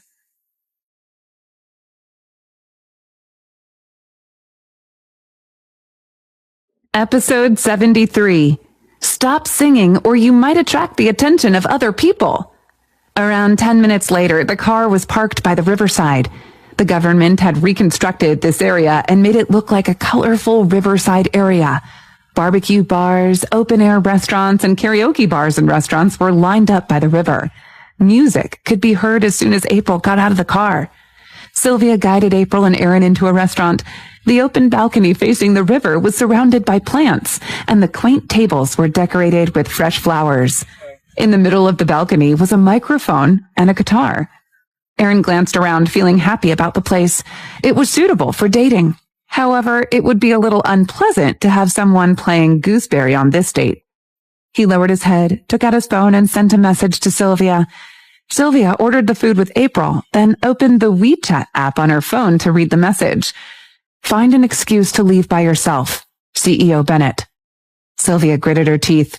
She never knew anyone as ungrateful as her brother. She refused to leave. "April, it'll take a while for the food to get served. Let's sing. You can pick the songs that you want to sing here." Before April responded, Sylvia dragged her to pick songs. Aaron pulled a long face. He didn't want to follow them, so with no other choice, he watched the two girls pick songs before him. Sylvia sang Jay Kramer's Confession Balloon. Her performance was just ordinary. When it was April's turn, she took over the guitar and sat on the bar chair. She tilted her head to sing the song, Don't Remember Me. Under the colorful lights, her hair covered half of her face, but it made her look stunning. She put one foot on the ground, the other on the footstool with the guitar in her lap. She looked tall and slim, even though she was wearing pajamas. Her beauty could still thump people's hearts and make them feel like it was hard to breathe. Aaron looked at her, eyes fixed on her form. Without thinking, he grabbed the glass of iced beer on the table and emptied it. However, the beer failed to save him from feeling hot and dry. It surprised him that April could play guitar. He wondered how many more skills she had. And her voice was as beautiful as a dream. It sounded drawling, but it was so pleasant. Her voice was flawless, way better than that of the stars who had released their albums. At the end of the song, the people in the restaurant gave April thunderous applause. A man stood up from his seat and walked to April, saying, "Beautiful lady, that was amazing. I wonder, do you have a boyfriend? Can I have your number?" Erin quickly stood up, took the guitar away from April's hands, then said to her in a deep voice, "Stop singing or you'll attract other people's attention." Before April could react, he took her wrist to bring her back to their table. All the others in the restaurant eyed them. April's face blushed as she tried to break free from his grip. He gave her a threatening glance and said, "Now you know why you are always targeted by some lecherous man. Look at you. You're surrounded by them. If I wasn't here, you'd be in danger later when you get back. You're not allowed to sing in public places anymore." "You're the most lecherous man here," she hissed. After saying that, April noticed Sylvia's meaningful gaze and blushed again. Seeing her blush, Erin smiled and said, "Don't compare me with those people. That's humiliating for me." Brother, please don't forget I'm here too, all right?" Sylvia grinned, interposed herself between Erin and April. She pulled his hand away from her wrist and then continued, "Don't hold a girl's hand without her permission." Watching his empty hand, Erin had an impulse to put his sister back into his mother's womb. "April, you're such a great singer," said Sylvia with admiration.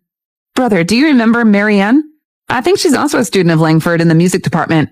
I heard from Mom that she's going to be a singer, but I think April's voice is better than hers. Why don't you talk to some people and make her a popular singer? I think she'll definitely explode in popularity."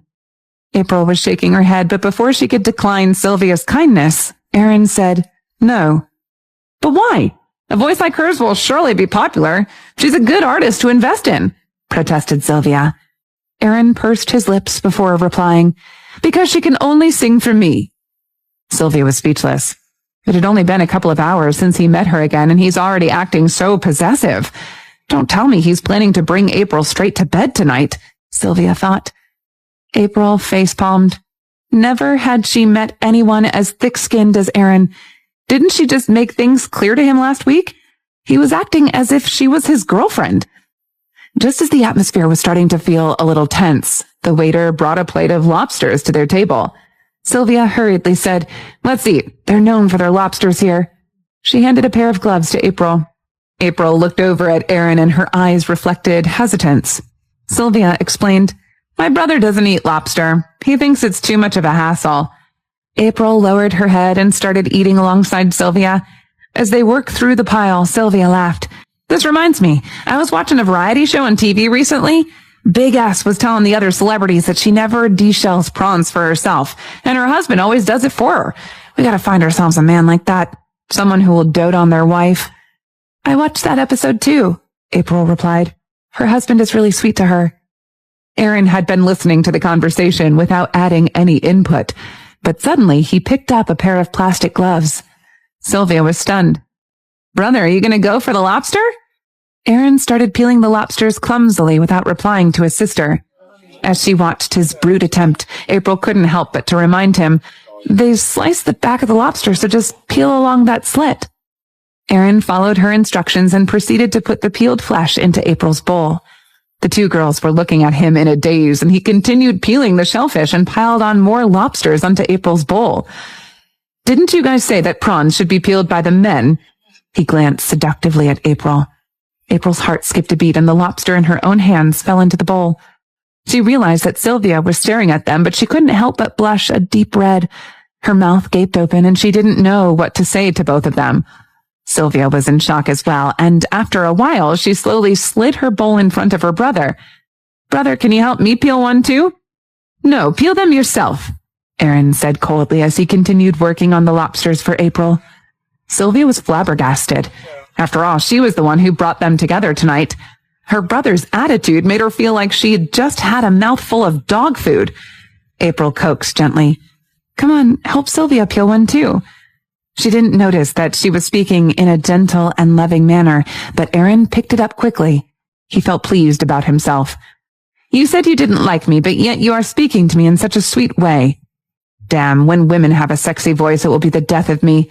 I could listen to her all day for the rest of my life," thought Erin happily to himself. "It's not that I don't want to help her, but I just don't want her to have unrealistic expectations of her significant other in the future. I don't want to be the reason she ends up as an old maiden," Erin explained unapologetically. "Whatever, I'll peel them myself," Sylvia said with a grimace.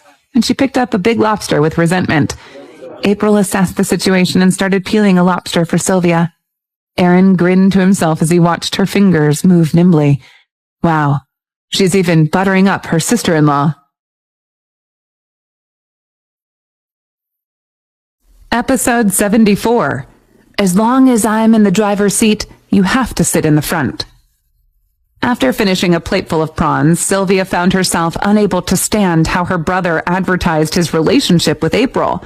Therefore, she lowered her head to make her phone ring, then walked to the side to pretend to answer a call. Then she came back to the table and said, "The police station just called me. There's a new case, so I need to go. Brother, you stay here to enjoy the food with April. Don't forget to send her back later." After saying that, she felt that she was truly a nice sister. Her brother wouldn't shell her prawns, but still, she helped him. Thinking that she would be spending time with Aaron alone, April's heart missed a beat. "Are you leaving already?" she said to Sylvia, then turned to Aaron and continued, "I think we should leave as well. Sylvia didn't drive her car. You should give her a ride." "No need. She's a policewoman, therefore knows how to fight, so she's absolutely safe." Aaron didn't move. "Yeah, and I'm still in uniform. No one's safer than me." Sylvia worried that if she stayed for another minute, she would never want to talk to her brother again. "April, I'll find you in your dorm tomorrow morning. Don't turn off your phone." After Sylvia left, both April and Aaron fell into silence. Some other people started singing. Aaron tapped the table with his fingers, recalling what he had read from the Sweet Talk books. He had learned some lovers' honeyed words which could melt a girl's heart, but he wasn't sure about what to say at this very moment. He thought for a while, then began talking slowly. "This song is so unpleasant to hear. After hearing you sing, I find no one sings better than you do." April was drinking water. Hearing his words, she shivered and spouted the water in her mouth. A few drops even splashed on Aaron's face. So sorry." The startled April hurriedly took a tissue to wipe his face. Aaron was going to get angry, as no one had ever dared to spit on his face. However, as she got close to him, her soft skin rubbed against his cheek and the anger in his heart was gone. "Never mind," he said. April sighed in relief. After sitting down again, she couldn't help but say to him, "Mr. Bennett, I remember that last time I made it clear with you what you did tonight. Did you like it?" Aaron interrupted her and raised his eyes to look at her. "You said that the husbands who shell prawns for their wives are good." Under his gaze, April lowered her head and responded with, "But you're not my husband." "Anything is possible." Aaron gave a smile and said, "I've been thinking a lot these days. You refused me because you have poor taste. As for the feeling thing you mentioned, I don't believe in it. I believe in charm. I'm an outstanding man, so you'll easily fall in love with me if you spend some time with me." April felt a little speechless about his confidence, which was established rather quickly. All right, from now on, I'll be shelling all your prawns." Aaron smiled, looking straight into her eyes. April wasn't able to stay calm. Before, Aaron always said mean words to her, but today, his words had melted her heart and made her feel so sweet for quite a few times in a row. "It's nearly 1 o'clock. I have class in the morning, so I need to go back to the dorm." April stood up and said, "It's so late. I think your dorm would be closed already." Aaron tapped his watch and said, "You should go back with me and stay in the villa for tonight. I'll send you to school tomorrow morning." "I don't think my dorm is closed." April bit her lips. She didn't want to go back with him because she believed that if she did, her relationship with him would become too complicated. "Don't you think I don't know? You're going to find somewhere cheap near school to stay the night, aren't you? After buying me clothes, my guess is that you only have about $1,000 left on your card.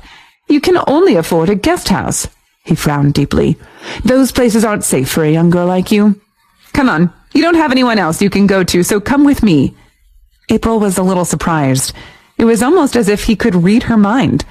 The words he said hit her at all her soft spots.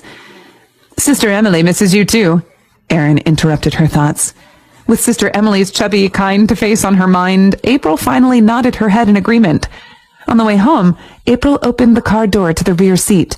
Before she could board, Aaron wagged his finger in disapproval. "As long as I'm in the driver's seat, you have to sit in the front. Come to the front now." April looked at him in frustration. Aaron had been very bossy lately. "I'm not your hired caretaker, so why must I listen to you? I'm going to sit in the back," she said spitefully. With a bang, she slammed the car door shut. Aaron raised his brows. She had never defied his instructions like this before. Instead of feeling offended or angry, he actually found the situation oddly interesting. At least she knows how to throw tantrums at me like a proper woman. Is this what couple fights are like? Nice, Aaron thought. All right, be my guest. Aaron gave her a smirk and started the engine. When they made eye contact, April felt flustered. What's going on? He sounded as if he was compromising with a tempestuous girlfriend, April thought. Back at the Bennett mansion, the household had gone to bed long ago. It was 2 a.m. and April made herself comfortable in the guest room downstairs. There are fresh towels and toothbrushes in the toilet cabinet. Rest up and I'll ask Sister Emily to make some beef noodles for breakfast tomorrow, Aaron instructed her. Beef noodles? Mr. Bennett, why are you always feeding me beef noodles? April said in amusement. Don't you like beef noodles? Aaron responded. Not really. I like all food, not just beef noodles in particular. April was confused. He must have thought that it was her favorite food.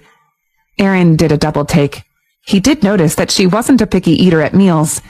You can't possibly enjoy every food out there. You must still have preferences and dislikes.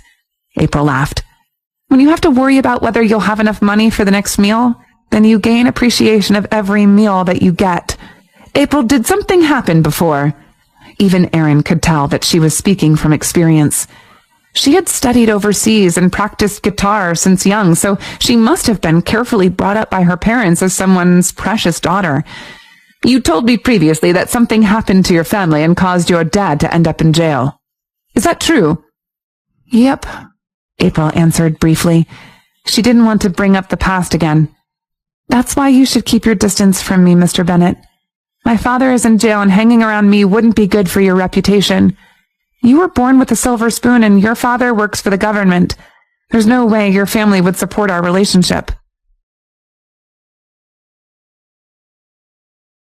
Episode 75.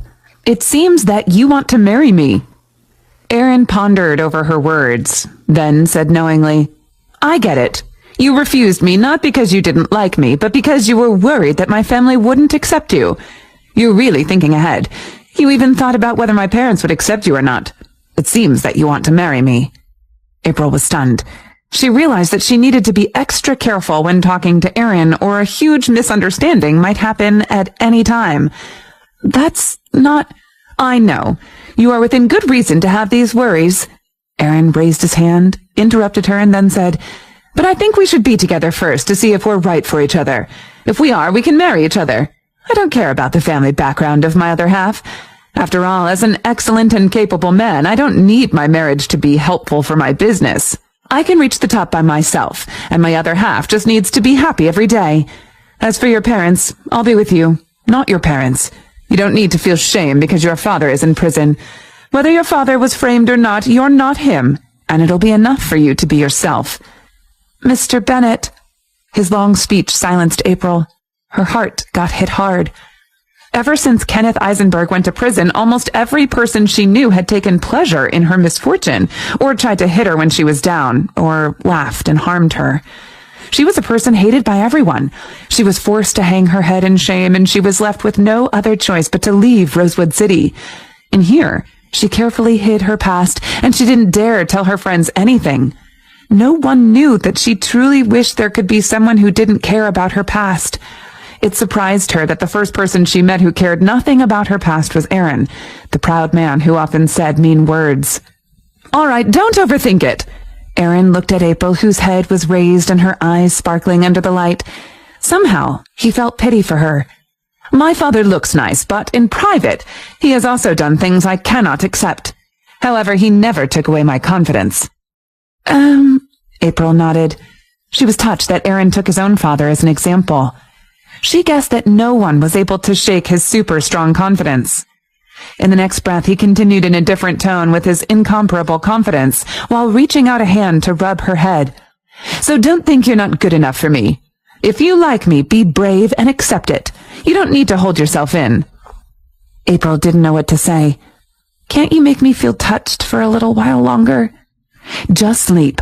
From this day on, as long as I'm here, you'll never again live the life that made you worry about food. Looking at the speechless April, Aaron gave a big smile, then turned and left. He closed the door on his way out. April paused briefly to think, then smiled as well. She previously thought that she would have to spend an awful night at the police station, but surprisingly, things had changed. It seemed that he would show up every time she was in a bad situation. As long as he was with her, she would feel relieved. April fell asleep very late that night. The next morning, she was woken up by Sylvia's call. "April, have you woken up yet? I'm on my way to your school," said Sylvia. April wasn't fully awake yet. "Then please wait for me. I'm not at school. I slept at the Bennett mansion last night," she responded. On the other end of the phone, there was a long pause before a shrill shriek. "Oh, my God, you guys are already sleeping together after one night? What's the rush? Have you got any condoms on you? I'm not ready to be an aunt so fast." She didn't think that someone as pretentious as her brother would score a girl in bed so quickly. Call her a prude, but she wasn't used to such liberal methods. April was jolted awake by her loud voice. "I said I was sleeping at the mansion. Who said anything about sleeping under your brother's covers?" This pair of siblings really drove her crazy. "All right, I know you're embarrassed. You don't have to explain yourself to me. And looking at the chemistry between you two last night, I can understand if you had to satisfy each other's desires," Sylvia said after calming herself down. "Understand?" April was blushing now. "I had nowhere to go last night and the hostel was closed. That's the only reason why I'm staying here. Besides, I'm sleeping by myself in the guest room." "Oh, I see. I misunderstood the situation," Sylvia said regretfully. "I thought my brother had a brilliant moment of realization and decided to go ahead with the relationship." The corner of April's mouth was twitching uncomfortably. "I can come over right now, but you'll have to wait for a while." "No worries. I'll go over to the hostel to make a quick investigation of the witnesses' testimonies. I'll tell the girls involved that we found new evidence to prove that you were innocent and that I'll be going over their statements to iron out any creases. You have to pretend that you don't know me when we meet later. Remember, you're the victim, and I'm just the police officer that the station sent." "Got it." She knew that Sylvia wanted to ensure her credibility. When she walked out of her room, a table full of breakfast dishes greeted her. Aaron was sitting at the edge of the table feeding meat to Richard. He looked extra casual today. White sneakers, gray trousers, and a velvety red jacket. He was wearing a crisp white shirt on the inside and accessorized with a casual watch. He looked extremely fashionable. "Mr. Bennett, your outfit," April stammered. "I'll accompany you to school today. Obviously, I can't be wearing a full business suit, so I just randomly picked a casual outfit to go with the occasion." April looked over at her. When he saw her surprised expression, he grinned to himself. Sister Emily looked at him in disbelief after hearing what he'd just said. Randomly? He had spent the entire morning rummaging through his closet just to find a suitable outfit to send April to school. The closet was in a complete mess now. "You're coming to school with me?" April was so shocked she had forgotten to greet Sister Emily. "I think I'm good. You can just drop me at the gates." "I don't trust Sylvia alone with the case, given her lack of experience and intellect. I'll have to go and guide her along. Besides, after all that you've been through yesterday, I'm sure that the perpetrators won't let you off easily. They must be spreading vicious gossip about you around the campus. Even with Sylvia there, you'll surely be bullied if you go back now. I'm not sure you'll be able to cope with the judgment of everyone then." Aaron shook his head. "Yeah, April, let him accompany you to school," Sister Emily added. "Oh, right, Mr. Bennett asked his secretary to deliver a set of clothes for you. You can wear that instead of your sleeping wear. Hurry along, I left it on the sofa for you." "Okay, thanks, Sister Emily." April didn't think it was a good idea to wear her pajamas to school either.